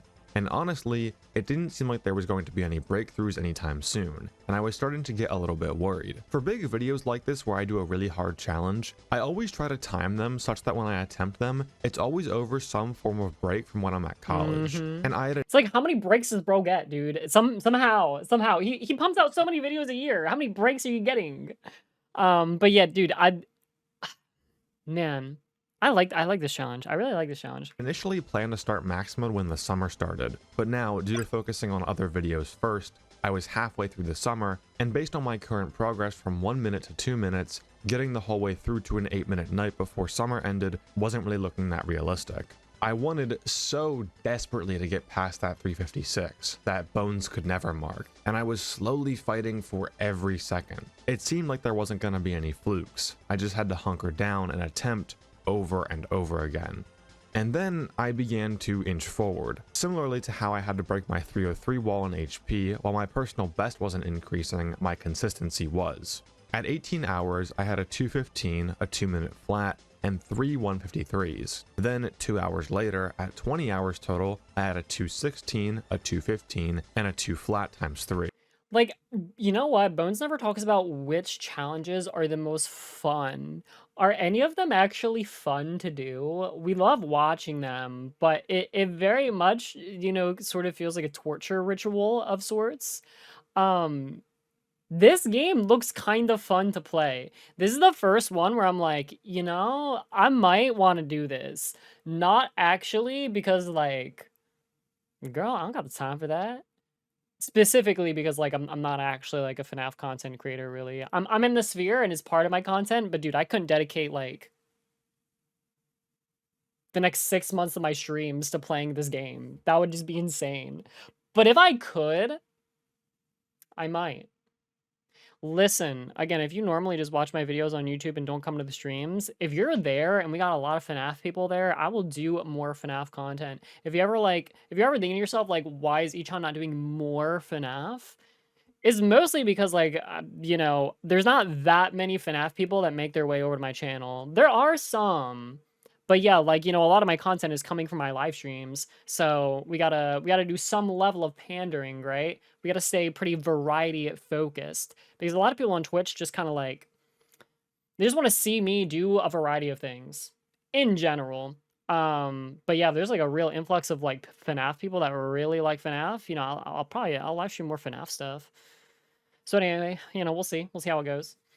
And you know that when you build consistency, a new PB is on the horizon. And then, a little further, 226 at 22.5 hours. A little longer and I would have made it to Moonlight Sonata, the next section of the song, but the rest of the journey to 3 minutes wasn't going to be easy. I mentioned before how the left heart path was the first big wall in the night, around 1 minute and 30 seconds.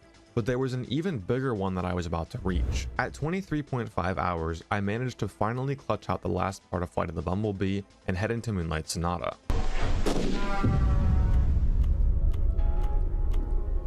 But what awaited was what I was estimating would be the last major wall in the night. You see, the issue with the left heart path was that I wasn't able to get through it fast enough to catch the third barrage with Yeeboy on time, but at least that path was whole the whole way through. What if we had to rush a path that by nature forces you to slow down? And that is what the left Vinny path is. At 235, we're forced to go through this path within 4 slaps. The problem is, if you aren't able to get through the first squiggly section here in time to catch Vinny or the pineapple and ride them to the other side, you're forced to wait here and waste precious time, which means you won't be able to catch Yeeboy on time. In my opinion, this wall is worse than the left heart one, and this is for a few reasons. For one, as I had spent more and more time playing max mode, I started to realize the pattern of the paths decrementing by 1 every cycle within the game. But why does this matter? Well, this means that every 5 cycles, Toilet's paths will return back to exactly how they were in the first cycle. So, cycle 1 and cycle 6 will always be the exact same. 2 and 7, 3 and 8, and so on. So I'm gonna split every 5 cycles into one giant loop, meaning that within every loop, the only thing that changes, Toilet's paths, will loop back and start over. This means that, in theory, once you've completed one full loop, you have done literally everything that max mode can throw at you, and the rest of the night should be easier to complete. The left Vinny path is the last left path before the start of the second loop at 2 minutes and 55 seconds. So internally, I was kinda treating this path like the final boss of this first loop. If I could start getting consistently past this path and nail the Yeeboy barrage that followed, there really wouldn't be much that could stop me. I was sure that once I reached the second loop, I could destroy the 6th cycle, since again, it's just an exact copy of the first one.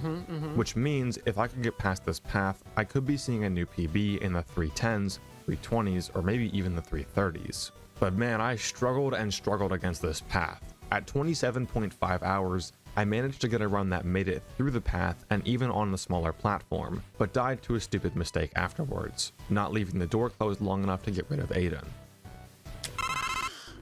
It seemed that any time I made it past the Vinny path, I'd either be so nervous from anticipation of getting to the second big loop, or I would miss the barrage. That is interesting. So with this kind of being scripted in this way, I think it does add more pressure when you sort of make these breaks and get past the one section that's been stumping you for so long, because it literally happens at the same time, the same place. So like as soon as you do it one time, you're gonna be so scared because you're like, dude, oh my gosh, I finally did it. I do not want to go back there. Like I gotta just like make this run work, you know? Yeah, I feel like you get more in your head when you're doing something like this. But at the same time, again, it's kind of nice because it's like it feels like you're almost going up this like straightforward path the entire time. Progress is much more easier to see and gain, you know? I don't know. I like this more in general, but I do see that being a struggle. Right after the path and end up dying from Yeeboy later, just before 3 minutes. This wall was relentless. 31 hours, 33 hours, 35 hours. I had built as much consistency as realistically possible, and I was able to start getting through the first section of the Vinny path early enough to catch Vinny's head, making it a lot easier to set up the third barrage for Yeeboy. I think it was finally time to move on to the second loop.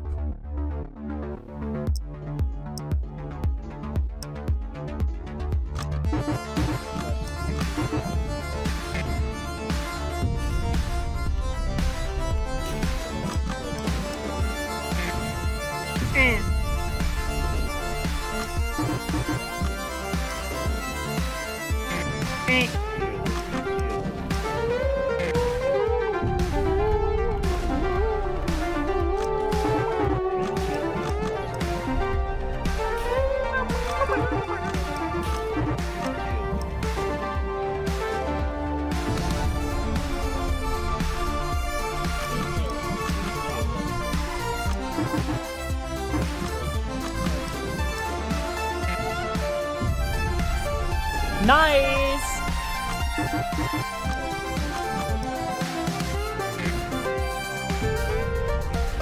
So clean.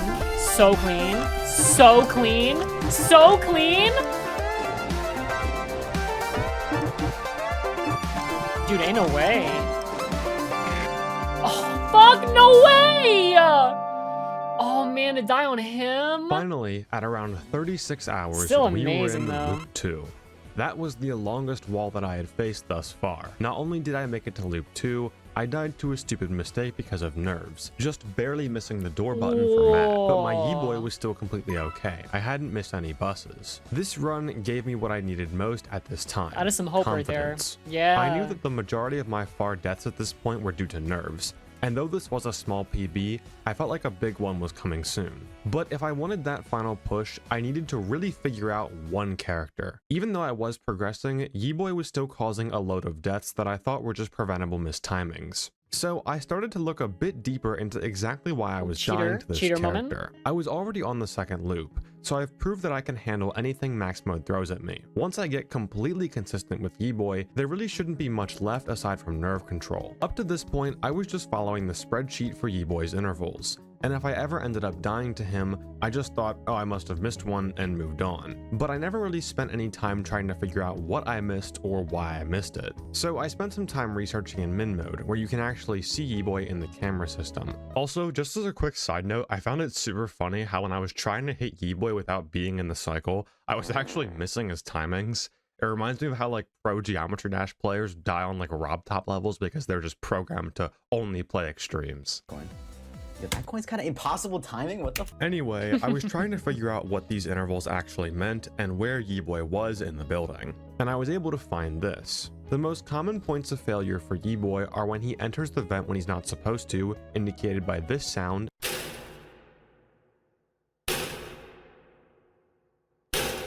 and then he reaches your office, or when you miss the bus that hits him in the vent right before he reaches you. If we look at the 6 buses that you send per cycle, we can actually chart these out to diagnose any Yeeboy death and see which bus caused it. Bear with me here because this might get a little complicated. Let's surround the bus 2 from the first barrage and the bus 4 from the second barrage with square brackets, and the bus 5 from the second barrage and the bus 3 from the third barrage with curly braces. The buses surrounded with the same type of brackets will work together to hit Yeeboy at certain points in the cycle, whereas the first bus 3 and the last bus 4 work to keep him back in between these buses. Because each bus hits a certain amount of time after it's sent, we know that if Yeeboy enters the vent when he's not supposed to, or jump scares us at these times, those were the buses that we messed up. And since cycles in max mode are completely scripted, we can just tell based on where we are in the cycle what buses we messed up. The square bracket buses are meant to hit at the exact same time, which happens while you're doing the only left toilet path in the cycle.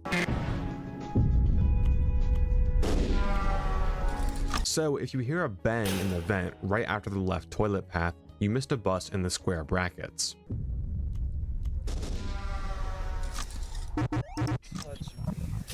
That was in. Bullshit. That was in, bro. Oh my god, bro. The curly brace buses work together to hit Yeeboy before he gets to you in the vent. So if you get jump scared by him as you're doing the right Aiden after the first barrage, you missed one of those buses. And for these single buses, if you hear Yeeboy in the vent while you're doing the code and Frogger after the second barrage, you messed up bus 3. And if you hear him in the vent while you're turning around to do right path 2, you messed up bus 4. This was an absolute game changer for me, as now I could spot exactly where I was messing up and how I should fix it next time. I also started to look a lot deeper into why I was mistiming Yeeboy, and I finally started to realize what I was doing wrong with this character and why he was so hard for me. You see, in all my experience using timers in FNAF games, it's always been do this thing on this interval, never within this interval. And even though you're supposed to hit Yeeboy within his intervals, my brain was still in that mode of hitting him on every interval. So whenever I'd be ready to send a bus, I would be trying to predict when the first 10th of a second of Yeeboy's interval would pass, then I would send the bus. I probably should have realized this earlier, as literally all of my Yeeboy deaths were from sending the buses early and not late, and that probably could have saved me a good few hours. Recognizing the problem was the first step, but trying to fix it was a whole nother issue. I've said before how max mode thrives on your muscle memory, and I had already put in 35 hours at this point, so trying to tell my body to wait for just a 10th of a second longer on a timing that I had already spent 35 hours slamming into my brain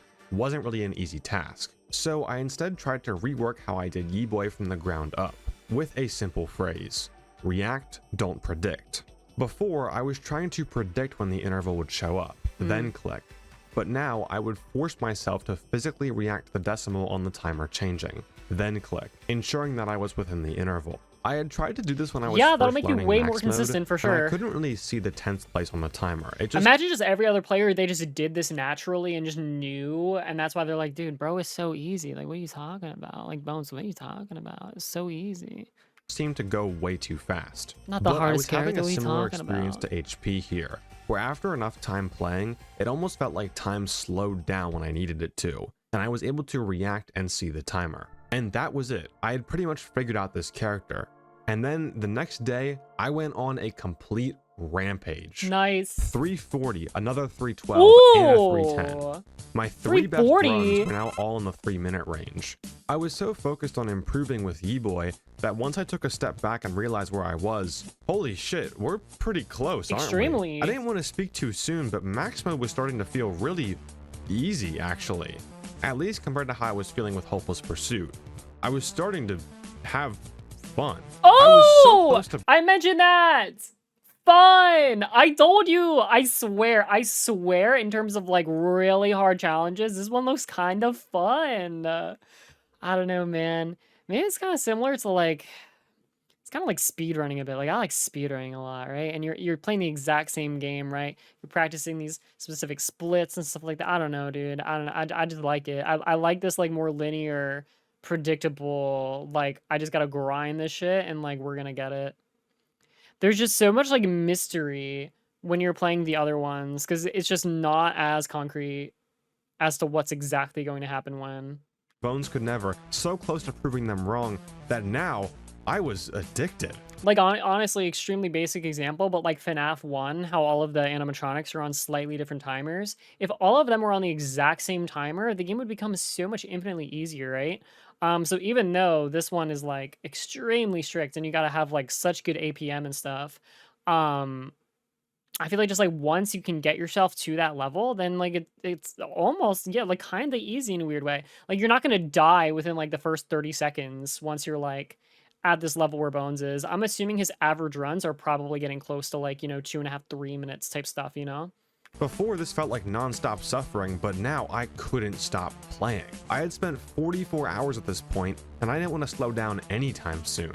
In all of the challenges that I had done previously, I was always fighting on the back foot, always playing defense, trying to beat a challenge before I missed another deadline for a video, and people had to wait even longer. But now I was on the offense. I had never felt like this before. I was so excited.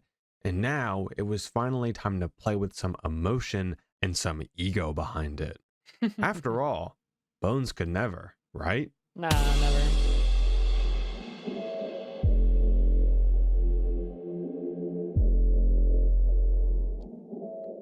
You know, when you talk shit before you win, you're wagering your entire pride and ego on the fact that your opponent— It is kind of crazy that he didn't even beat the challenge.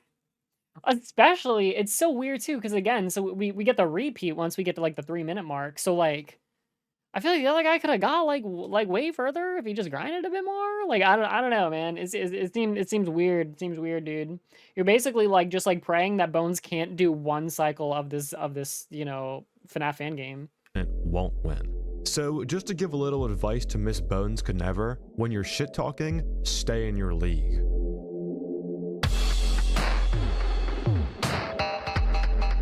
God, he's so cool, guys. Dude, I know like the 13-year-olds that watch Bones, they're so locked in right now. Shoutouts to you if you're watching me too. I appreciate you. Your emotions are strong.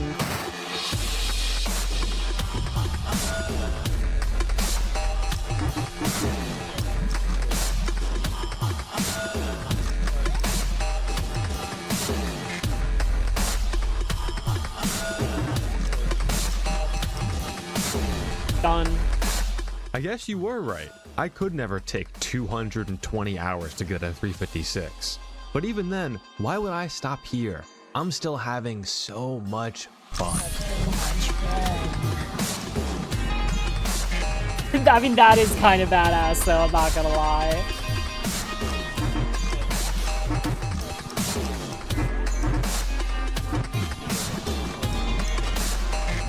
I can literally just imagine him being like a Naruto character right now.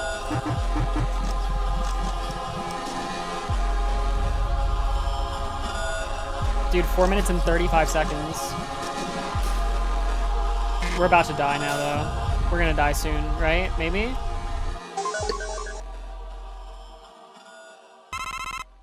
Okay. Not only had I passed Bones Could Never, I had passed Frogger's PB of 423. There was really no telling how far I could go now. During the 3-minute wall, things were looking down. My rate of progression in hours was a lot less than I had hoped. But now, I had damn near cleared the 5-minute barrier in 48 hours, and just an hour later, I crossed 5 minutes. In a third of the time that it took me to go from 2 to 3, I went from 3 to 5. And I think this was due to one simple reason. Sure, I had figured out how Yeeboy works more around this time, and you could probably attribute a bit of success to that, but what I think was most important here was the complete shift in mental state. In Hopeless Pursuit and Hopeless Greed, I had an insane for your amount of life. deaths at 5 AM, 13 in HP and 7 in HG to be more specific. And I think that was because I put so much weight on being at 5 AM that I would get so insanely nervous. But in max mode, I was just telling myself over and over again, dude, why are you nervous? This is easy shit. After all, if Bones isn't a good player, then anything he beats can't be that hard, right? So it seems like, by your own Kinda logic true. here, max mode is an ultra-free challenge. And this worked absolute wonders. Anytime I'd be close to a new PB in max mode, sure, I wasn't completely calm, but I was way more steady than how I was during Hopeless Pursuit and Hopeless Greed. And I wasn't looking to stop anytime soon. I had already blown past the expectations that everyone had of me. But what if I could go even further? What if I was the first person in the world to actually complete max mode? And then I just started flying through personal bests. 520, 532. Why not go a little harder? Let's start fluking minutes at a time. I was almost through the second toilet loop, and then I passed even that with a 632. I was thriving in this. This is what I was missing before. Oh that my competitive gosh. spirit and passion. You know what makes fighting games so enthralling to watch? To me, it's the shit talk and the competitive spirit behind it. Two players going at it when the stakes are high to completely destroy each other's egos. It's a kind of adrenaline that you can't quite produce when you're just playing a This actually is just I mean, this has to be the most demoralizing moment in fighting game history, honestly. The Leffen Chillin 5-0 is it's so tough to watch, dude. It's great, but like it is so demoralizing. It almost goes over the threshold of like what's like allowed, dude. Like, you know, like the meme where it's like, he's already dead. Like, dude, like bro was already dead by game 2, and to see him suffer all the way to get 5-0'd is it's so horrible, dude. It's so horrible. Anyway, if you don't know this set, just search up Leffen versus Chillin, dude. It'll be worth it.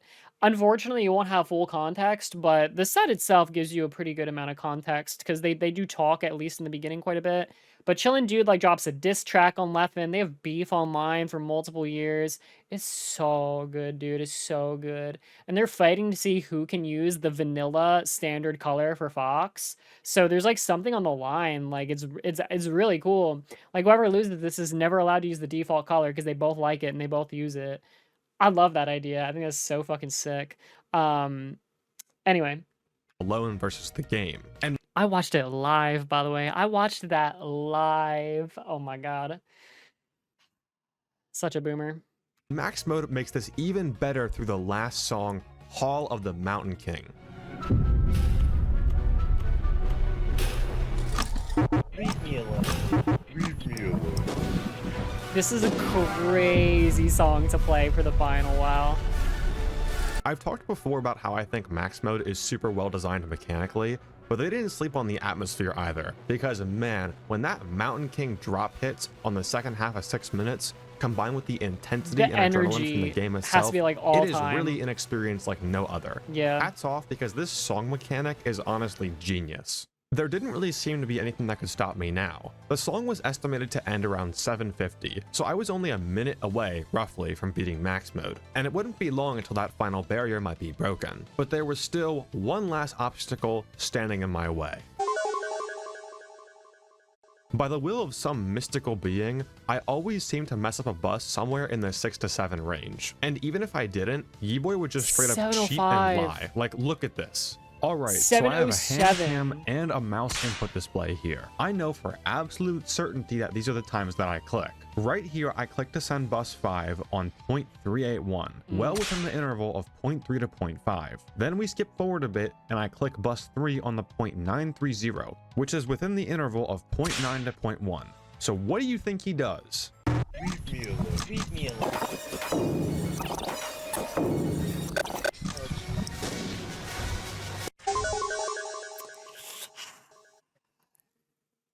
Oh my god, bro. I mean, it's nice that like you, at least as you're playing, you can sort of just suspend disbelief, but then when it hits, that kind of like, I don't know. People usually buy a house with their spells, but you were going to buy one with your buddy. 8 Brave and 8. You don't have the credit score or the debt to income ratio. Oh my gosh, shut the f up, you broke ass. God damn, you don't know shit about me. What the f would I buy a crib with a Good friend. Maybe he has a secret stand ability or something, I don't know, because at this point, I was just having stupid fail after stupid fail. Ooh. He missed hitting play? Guess it didn't matter because he died anyway, but damn.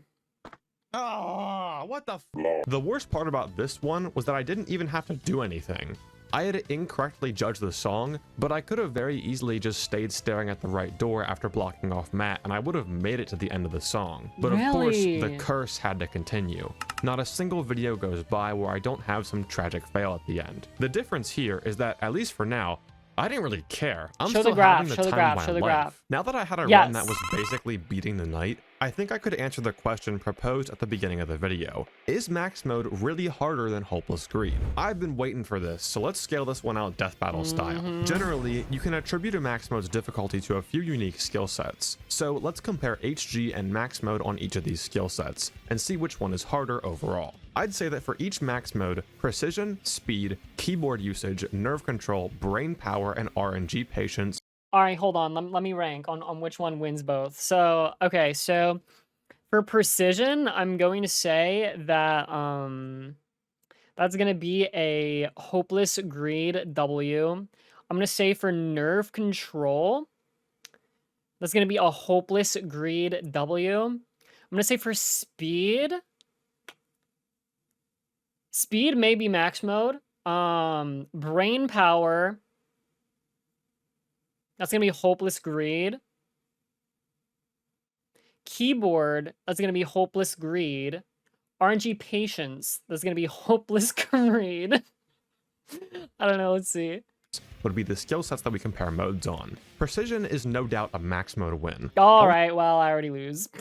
Almost every interactable object in max mode is extremely small, and characters like Matt and Yeeboy require insanely tight timings in order to deal with them. Speed is a bit tougher, but I'd have to give it to Hopeless Greed. Don't get me wrong, you still need to be really fast in max mode, but because you follow such a rigid script in max mode, once you're fast enough to handle a cycle, you don't really need to go any faster.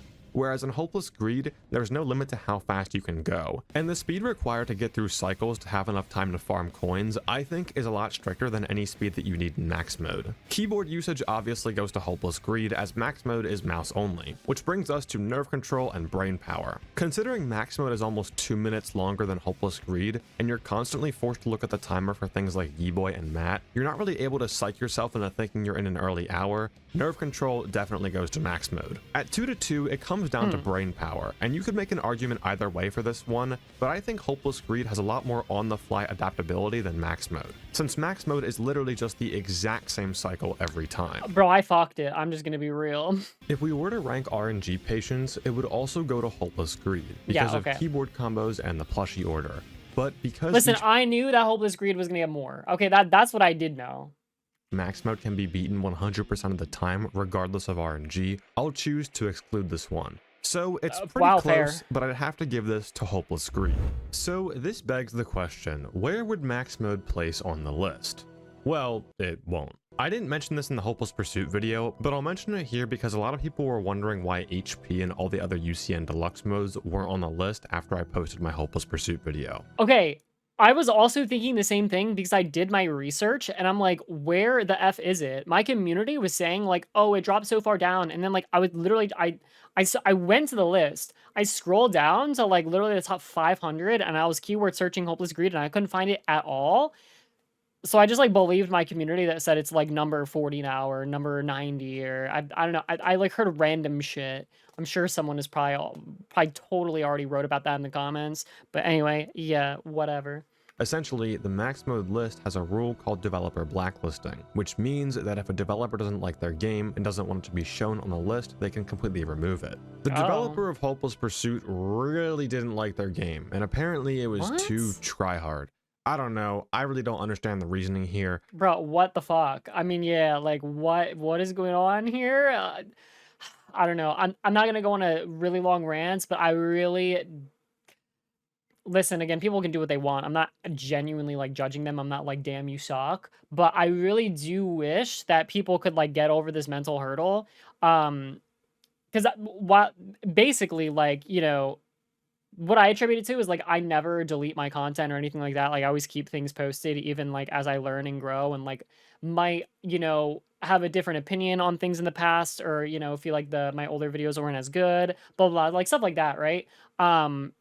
Because like I know so many people that like they delete all of their old shit all the time and they only keep their new stuff, and I don't know, like I just don't like that, man. I just don't like that. I try to like argue for them to keep it, but I don't know, it just never works. I feel like this is just very similar. It's a very similar type of thing. Um, I don't get it, man. Obviously, when UCN Deluxe was taken off the list, nobody liked that. You might think, oh, well, that's not that big of a deal. If it's not on the list, then really, who cares? People can still play it. And I'd be with you until the developer literally purged every single public archive of Deluxe from existence. Right now, at least to my knowledge, there's no way to obtain the older version of UCN Deluxe on Google. You have to go and get it from someone else. Not only does this just generally upset the community and decrease motivation for people who play, because hey, who knows when the game that you spent hundreds of hours on just disappears, but it also destroys the accuracy of the list. Who cares if Ultimatum is top 1 when there's like 10 things above it that just can't be ranked for whatever reason? Thankfully, someone stepped up to make an alternate list, when a player named Max Mode Man would create the All Modes list, a much more competitively focused list that puts accuracy before anything else. I'd like to take a bit of time here to explain how the site for AML works, because one, it's probably where Max Mode's going to be placed, and I think it's super cool. If you don't care about any of this and you're just here for Max Mode, you can skip to the timestamp on screen. Alright, I had to bring out the lawyer character. It's been a while. Actually, it's been a year since the Markiplier cheated 1020 bits. You haven't seen this guy in a while. But I'm here to disclose some super important legal information. First and foremost, if you join the AML server, the Bones 5 Inc. is not responsible for any death, dismemberment, or bodily... That is the wrong paper. Alright, here we go. The AML is not made with the intention to compete with or replace the MML. The AML is a more competitively accurate list, while the MML is more diverse and fun at the top level of top 5s and top 10s. If you're really serious and competitive, go to the AML. If you just want to have fun, go to the MML. This is not meant to be a hit piece. I'm not trying to replace the MML. I just think it's good to have a more competitive and more accurate alternative. So when you open the site, you'll first see this bar at the top and the list. There's been a lot of difficulty in the past with ranking max modes based on both skill and RNG. So for the AML, we decided to add this slider at the top here. This controls the ratio of skill to RNG. Oh, you can change that. Oh, that's so interesting. What? That the modes are ranked on. So if we look at the respective top 4s for 100% skill and 0% RNG, 50% skill and 50% RNG, and 0% skill and 100% RNG, you can see they have drastically different modes. 100% RNG. What does that even mean? What is the game? I'm actually genuinely quite curious, because like it just doesn't even like make sense to me. I mean, by that logic, is it like a FNAF 3 like original game where like you can potentially win by doing nothing? Because to me, if it's 100% RNG, this number 1 70-40 no smash ball, that means you can hit start game button and there is at least a chance, whether it's like 1% or 0.0000000000001%, that like the game just beats itself, right? Like Luigi wins by doing nothing. It has to have that if it's 100%. If that is not the case, I'm sorry, I gotta make my own. I gotta make my own website as well. I know we're talking about how there's this new one, but like we need a third one because I just don't agree. Choices. By default, we use the 90% skill and 10% RNG split to refer to a mode as top whatever. So Hopeless Greed is currently top 6 and the 6th hardest max mode. If we click on a max mode, we can see the list of victors by date. If you'd like, you can also click on a player's name, which will pull up their profile. You can see what modes they've beaten and where they are rank-wise. Of course, I'm the only person with an actual profile right now, so I'm not actually number 1, but it's displayed that way. Now heading back to the list, along with the freedom to choose how you want to view the skill and RNG ratio, there are also filters that you can apply to only display certain parts of the list. Pre-patches, self-imposed challenges, and extra modes. Pre-patches are earlier versions. Self-imposed challenges are things like 50/20 no death coin, so not using the death coin is a self-imposed challenge, or extra modes. And an extra mode is any mode that isn't the hardest in the game that it's from. So if I only wanted to see pre-patches, I can click the pre-patches filter. And now the list has changed to only show those. You can also use the search bar to search for pretty much anything on the site, whether that be a player or a max mode. If you'd like to check the site out yourself, I'll leave links to both the AML Discord server and the site in the description of this video. Max mode will likely be placed on here a few hours after this video is out. As a fair warning though, be patient with submissions and updates for the site. The AML is a passion project and a lot of these people just do this on their free time. So don't expect anything too crazy and give people enough time. Now let's get back to the game. Now all I had to do was get one last run at the 740s and I should be done. But it seemed that for the first time since passing Bones Could Never, I was finally starting to slow down a bit. I'd been playing max mode for around 25 days at this point, and I hadn't gone a single day without not playing. I thought this might be because I was running out of steam or just getting tired, but I think it was for an entirely different reason. When I started playing max mode, it was all that I really had to worry about, but while I was playing it, things actually started going really well in my life outside of FNAF and YouTube. When I started playing max mode, the anger from seeing that message insulting Bones was pretty much all that was carrying me. But after spending some time actually experiencing life this summer, those feelings had started to diminish a bit. I didn't have that same anger that I used to, and that ultimately led to me throwing a lot of games that I think could have been winners. And it was during this time where I really started to question why I was doing this. Now, for this specific video, we obviously know why, but stepping back and thinking, even before Hopeless Pursuit, why do I go back again and again to suffer for these FNAF challenges?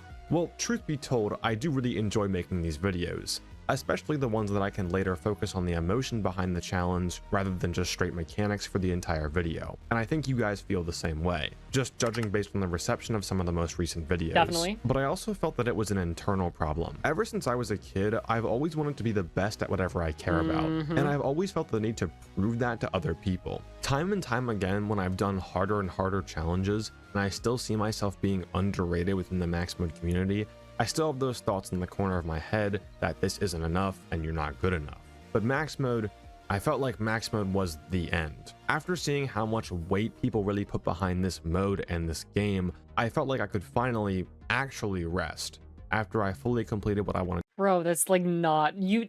The bar will always go higher. Like this is why it's like such a toxic mentality to have, right? It can push you to do amazing things, but you will always forever be haunted by this feeling until the day you die. Like there needs to be some level of perspective switching. Like if you care to fix it. I mean, if this is good for you and you feel healthy and good, all good, whatever, right? But like, dude,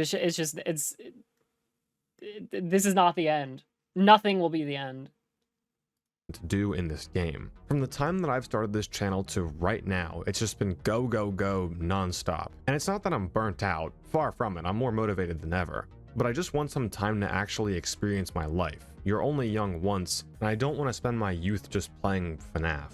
Beating max mode wasn't an escape from other people. It was an escape from the internal chains that I put on myself that say I have to be one of the best, and that people have to recognize that I'm one of the best. Finishing max mode is my freedom. But if I want to be free, then I have to prove them wrong. So I went back and dug deep. I tried to harness that original anger that I had, and the adrenaline and excitement that had carried me from 440 all the way up until 741. I knew that I had it in me. After 7 7-minute runs, I knew that I could do it. After all, Bones could never, right?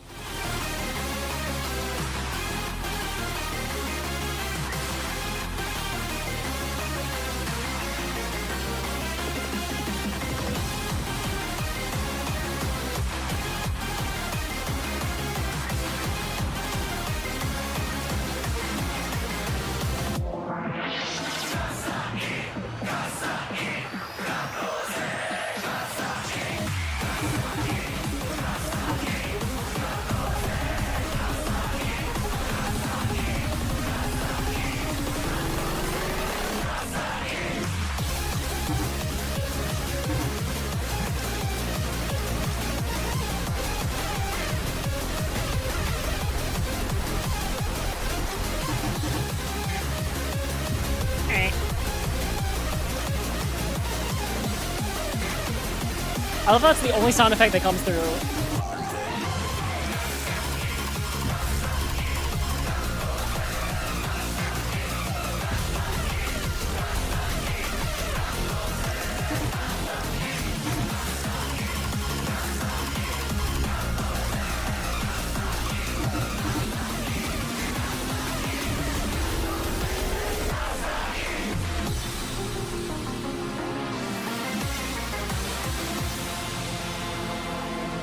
Let's go!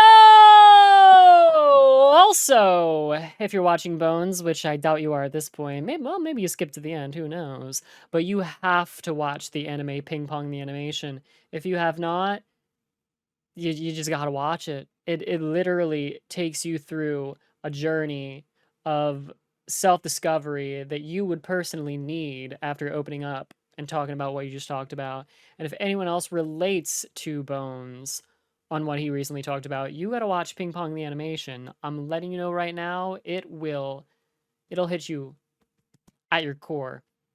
It's so good. I'm gonna DM him and tell him, because like he's gotta watch it, dude. He can't miss this message. He's gotta know. I'll tell him on stream today, actually. That'll work too.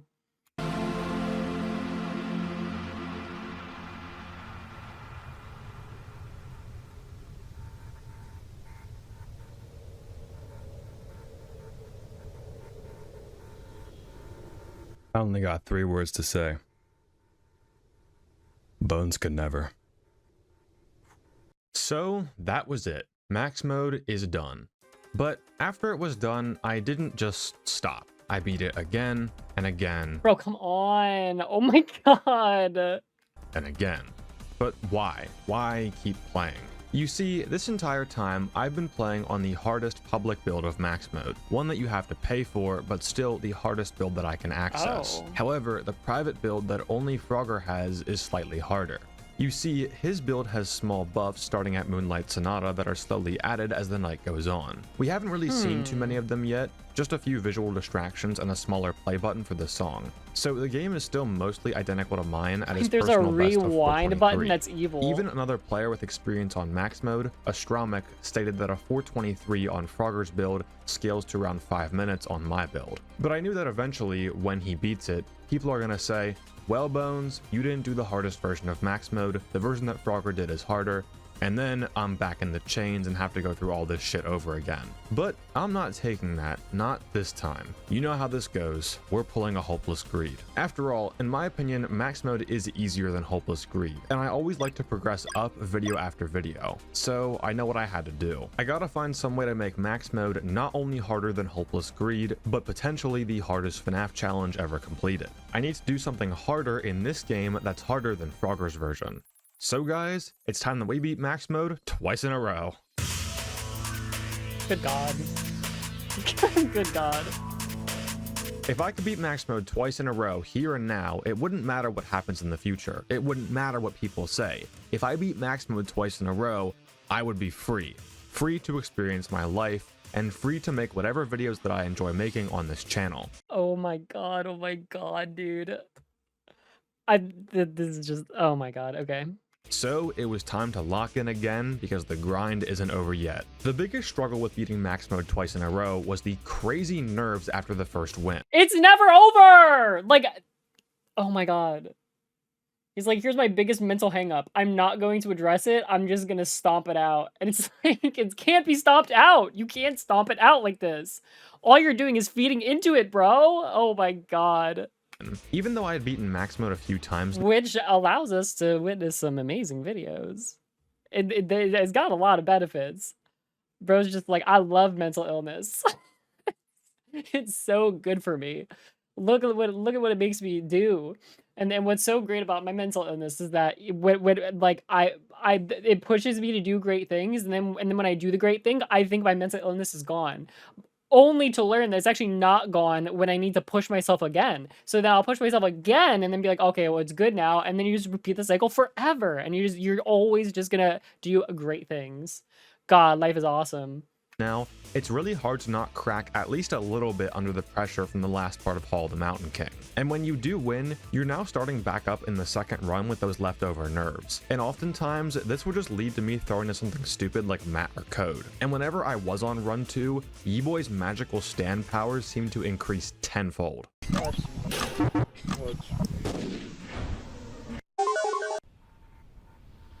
Five minutes later. This one, dude, this one I gotta see. I'm dead. There's no way I missed anything there. I'm so convinced I didn't miss anything. That's so in, bro. That is actually like as in as it can be, when basically. Your son is tweaking for no reason, bro. Why did he kill me? That was literally. They actually just lie. He actually just cheats, bro. He pisses me off so much. I don't know if I haven't made this clear enough already. He pisses me off so much, bro. Oh my god. Let's go ahead and block this. Off my phone. Instagram, you worthless. We all know you moving with fire fuel in the new crib. Oh my god, shut your pussy ass up. Shut your bitch ass up. And everything. I'd be crying over that. Couldn't even really paid $300 for that. Thank you for the $300. I would never move with in a house, you broke ass. Shut the fuck up. Stop trying to figure out where I'm gonna move secretly and what I'm doing next. Eventually, I was able to get a decent run that made it past the first 10 seconds. Well, Bones, more people are gonna want to know where you're moving to and what you're doing next if you keep making these parasocial videos to make things that we love. Things a little easier, let's just say that one run of max mode is 8 minutes long. I know that's not entirely accurate, but to make the graphs more readable, it's a lot easier. So now we can just say run 2 1 minute is 9 minutes, and so on. I was able to get a run that made it to 9:17, which I think is pretty solid.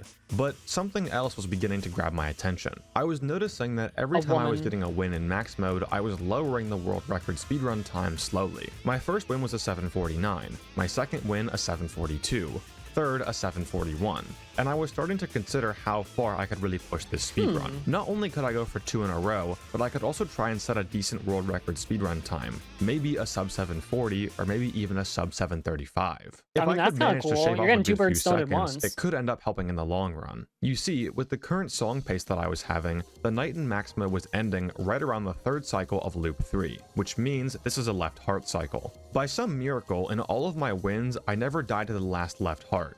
But what if I could just eliminate it entirely? When you take a look at all of the characters in max mode, only Yeeboy, Matt, and Aiden can kill you if you're just stalling and doing absolutely nothing. So if we could hold these characters off long enough to just play the song out before we do the last left heart path, we might be able to skip the left heart entirely. As long as we've hit every bus for Yeeboy up to this point, and because we're looking at Aiden in the hallway, that would mean that Matt would be the next character to kill at around 7:33.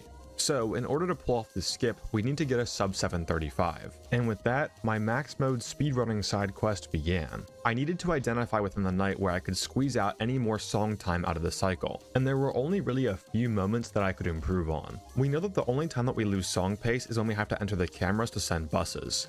So I began to try and flick my cursor up to replay the song after dropping the cameras a lot faster. This did make Frogger a bit harder, as I would usually wait for his sound cue before replaying the song, but this had potential to save a lot of song pace overall. You pull up the cameras a ton, so even saving split seconds on every flip could result in those 5 or more seconds of song pace that I needed at the end of the night. I also began to wait a bit longer before entering the cameras for Yeeboy, specifically on the second barrage. In this barrage, you can use the visual cue of the image changing on the Frog TV as a tell of when to enter the cameras. In later parts of the night, when I was more nervous, I'd usually get scared and flip up before the image changed, which wasn't lethal or anything, but it did lose me a bit of song time every time I did it. So I tried to wait every time for the image to change. There was one more way to improve my song pace, using a different strategy called -2. This strategy, which was invented by Nico Frost, the same inventor of -7 in FNAF 2 actually, only involves sending one bus on barrages 1 and 3, which would result in less time in the cameras overall and actually make a lot of characters easier. The only problem is that in order to remove the first bus 2 and the last bus 4, you have to send all of the other buses on the later half of their intervals, cutting all of Yeeboy's intervals in half. So if I had to choose between making every other character harder and Yeeboy more aim-based, or a 0.1 second interval, I'm choosing every other character because man, I hate Yeeboy's timing so much. But with an increase in speed and a bit more patience on the second barrage, I attempted to lower the record as far as I possibly could. I like this. This is cool.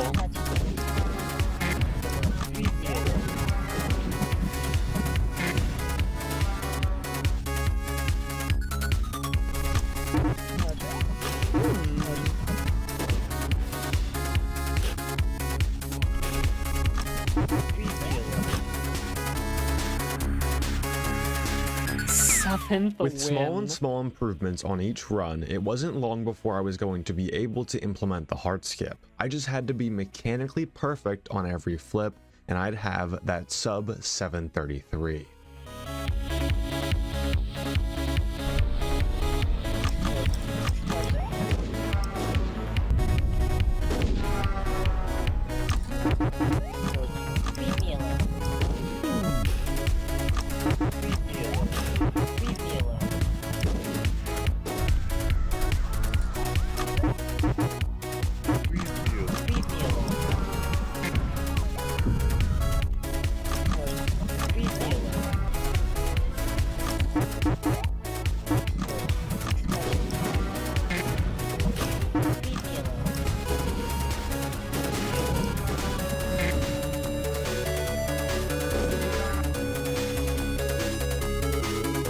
Wow! Sub left heart is real. There's no way. That's nuts! That's actually crazy theory craft. Wow. Commence are realizing this is possible.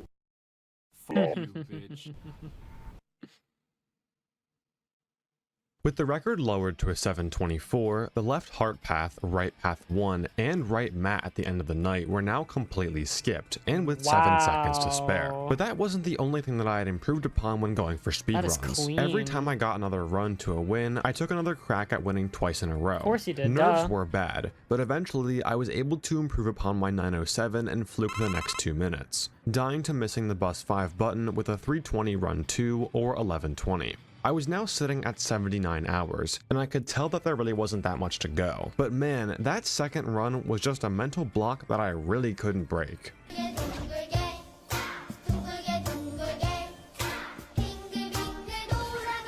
I honestly thought this would be a lot easier than it was looking so far. I mean, sure, I was progressing a lot faster than I had through the first run, but when I went to do Hopeless Pursuit 3 times in a row after making that video, it had only taken me 30 minutes of attempts to do so. And I think the reason why max mode is so much harder to beat consistently comes down to exactly why you end up dying in both kinds of max modes.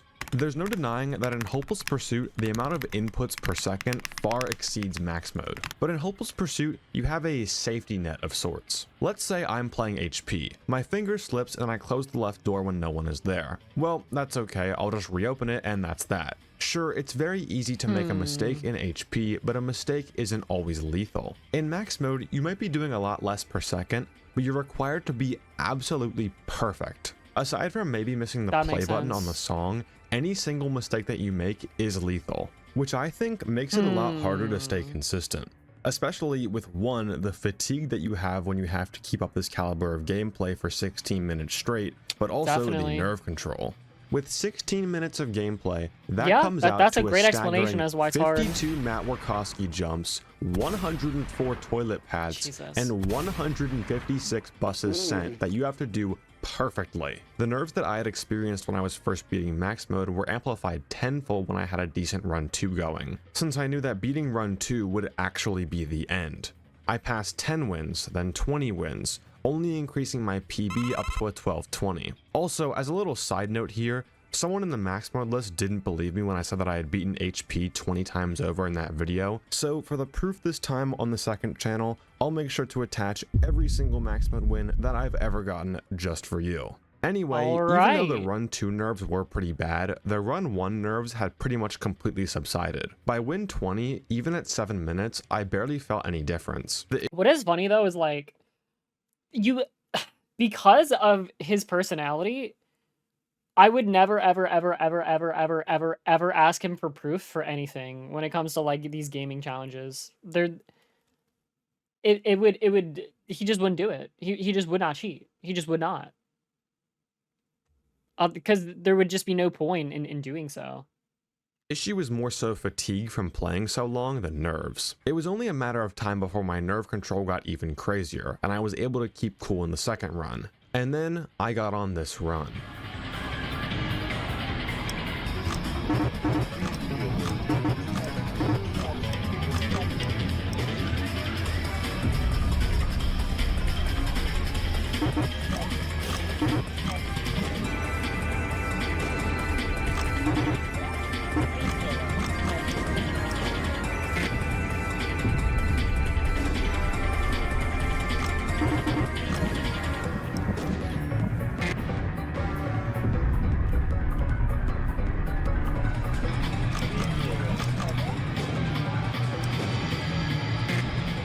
Leave me alone.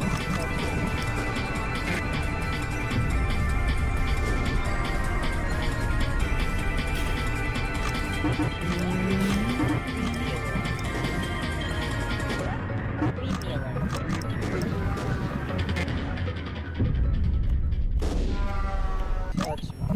Oh god. Oh god. Oh god. Oh god. No! Fuck, I knew it was gonna Similar come. to how I had failed at I knew it, I 741, knew it. I'd failed only a minute and 30 seconds away from beating max mode twice in a row. But this was to be expected, and I couldn't really be that mad about jumping another minute with this personal best. The question was now, can I finish out the rest of the night in one go, or will I have another hopeless greed moment? I had a horrible fail when I was trying to beat max mode for the first time, but this time was a bit different. I was planning to go on vacation right around this time, and the days were winding down until I had to leave. Leaving for an extended period of time meant that I would probably lose a good bit of consistency, and I would have to rebuild what I had lost. I've always been really bad with deadlines on challenges. In fact, in the Hopeless Pursuit video, I ended up failing both of the personal deadlines that I had set for both. I don't think he's like actually bad with his deadlines. I think he just like does too much. Do you know what I mean? Like, Pursuit and greed. But I felt that if there was any time that I was going to break this curse, it was going to be now. I wanted so desperately to escape the mental chains that I had put on myself, and finally go. I will say, again, knowing the type of person he is, having to go on vacation and not beating this would not literally ruin his vacation, but he would be thinking about it all the time. Go back to how making videos felt at the start of my YouTube career. I was going to be free.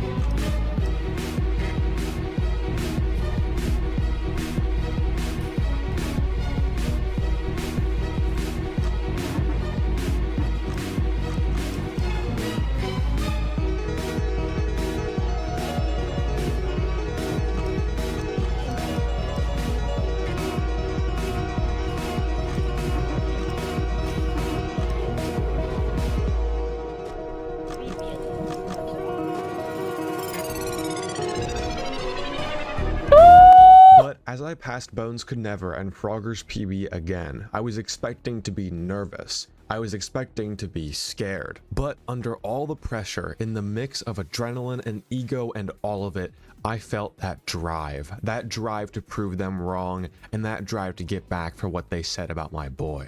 And then I felt it. Under all the pressure and nerves, this insane high. I hadn't felt this alive in years. And this feeling was why I do these challenges. So again, don't fix anything then, but know that you will be plagued with this absolutely mind-destroying, you know, issue. Again, it's coming, Bones. It's coming. If it is not already, this video is like 10 months old. He may be working on, I think he actually is working on another video that's like harder and is like, anyway, okay, yeah, let's just keep going. This feeling was what it was all for. The fact that a video game can make me feel like this is a life or death situation. Like everything in my entire life is at stake. Dude, hell yeah. This is why we're spending our youth at the best way possible. Let's fucking go. Also, I just realized this pattern looks like a freaking wishbone.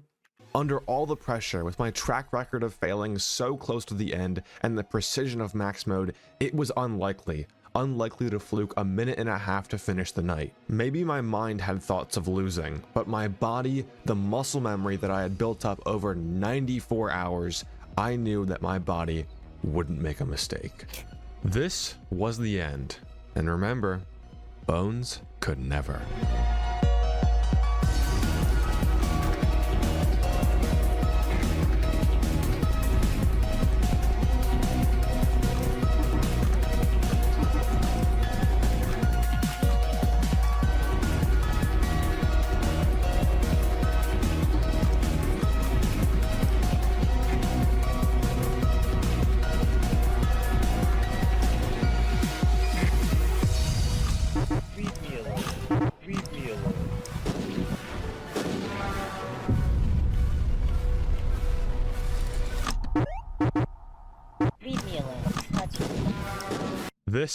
This was it.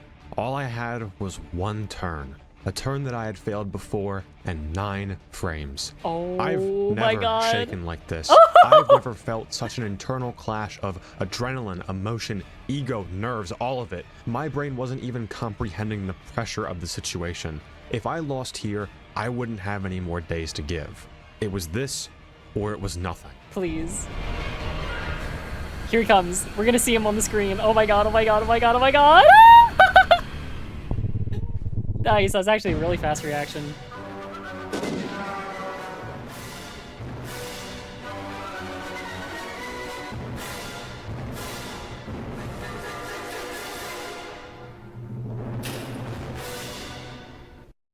Oh my god. Yes! Yes! Yup. Ah.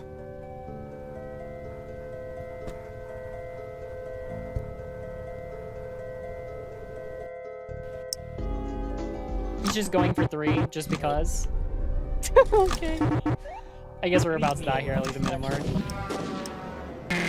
Okay, yeah, whatever. That's it. No more. That's it. That's it. Holy Bro, just imagine, dude. I mean, like, listen, because we're not talking about who the best FNAF player is of all time. That's not what this is about. Even though he did say he's fueled by trying to prove that he's the best of something, that does not mean he is saying he is the best FNAF player of all time. Don't get it twisted, okay? I understand you, Bones. So while we're not talking about that, in terms of this personal beef, absolutely squashing it out and proving you're just the fucking GOAT in that very specific way, oh my god, dude. The guy you're going up against basically only got a little more than halfway, and you not only beat it, but beat it twice in a row, and then also probably set a world record for fastest time to do a single run for maybe the rest of time. I mean, it depends if someone really wants to grind that, but if you really want to grind that, you really got to grind that.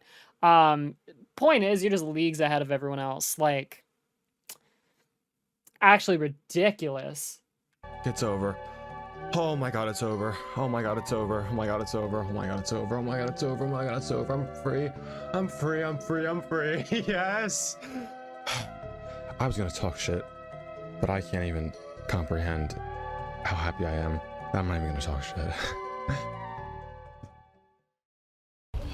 Alright, the Bones 5. What's up? Are we having lots of fun? Oh yeah. First Max Mode victor to ever visit Mount Rushmore. Isn't I that don't know crazy? if that's true, but After I beat Max Mode twice in a row, I went on my vacation trip, and I finally had some time away from FNAF and YouTube and all of it. I'm gonna say it again, don't harass anyone mentioned in this video. I know I censored names, and I know some of you guys will probably go looking, but really it's not worth it. I know I spent a good majority of this video talking about how much I used the Bones Could Never message, and the messages about me not being a good player, and about Bones as motivation. But in the end, I don't hate the people in those messages. I understand they were acting out of anger, and I've said some pretty toxic things in the past out of anger too. It's just the nature of a competitive space. Don't hate people, but at the same time, don't lose motivation for the things that you care about. No matter what that motivation is, no matter who you are or where you came from, use people's doubts as fuel for your own drive. Because with enough willpower, you can do it. Dude, are you like are you also a part of like the like, I don't know what it's called. There's like a Reddit for like guys with long hair. Are you like a part of that subreddit? How did you recruit all of these guys as your friends that all have these manes like this? They all have amazing looking hair. Video might upset some people, so to those people, maybe your motivation is being better than me, and if that's your motivation, if that's what drives you to be the best you can be, then go for it. For me personally, don't worry, I'll still be doing hard challenges on this channel, but the ones that I want to do. We still have the 5 pillars that I teased in the Hopeless Pursuit video, and though this is probably harder than all of those except for maybe Chuck E. Cheese Rebooted, I think you guys will still enjoy those videos. With that said, I know this was a lot, but thank you all so much for watching this video. Peace. I don't know. Do you think that Bones will get revved up by something else? I don't know. I guess probably not, because again, the only reason why he did in this is just because, you know, that's cool fan art. The only reason why he did is specifically because people were talking shit on his dog, right? Like, essentially. Well, it was more like, I guess, questioning, like, his moral integrity, per se. But, I don't know, dude. I don't know. I see the type of demon this man is. The pain and suffering he'll put himself through just to prove a point and challenge himself, right? Is absolutely insane. I mean, it's what like any great competitor pretty much has, though, built inside their bones. You hear that, Bones? Maybe there's a whole nother reason why your name is Bones. I don't know. I'm just saying. Obviously, it still will always remain your dog, but maybe there's some extra symbolism in there that you haven't thought about. Anyway, with that being said, that was a fantastic video. Thank you for blessing us with said video, Bones. Looking forward to more in the future. We'll be following you, absolutely. And again, if you want to follow me and not miss out on me interviewing Bones tonight at 6:30 p.m. Eastern Standard Time, yeah, I will be doing that on my Twitch channel. So follow me, top of the link in the description. Yeah, looking forward to that collab, and thanks so much for watching, guys. I will catch you on another Bones reaction, another reaction video in general, on live stream, on my shorts, whatever it may be. But for now, thank you so much for watching, everyone. Much love, take care, and have a damn good one.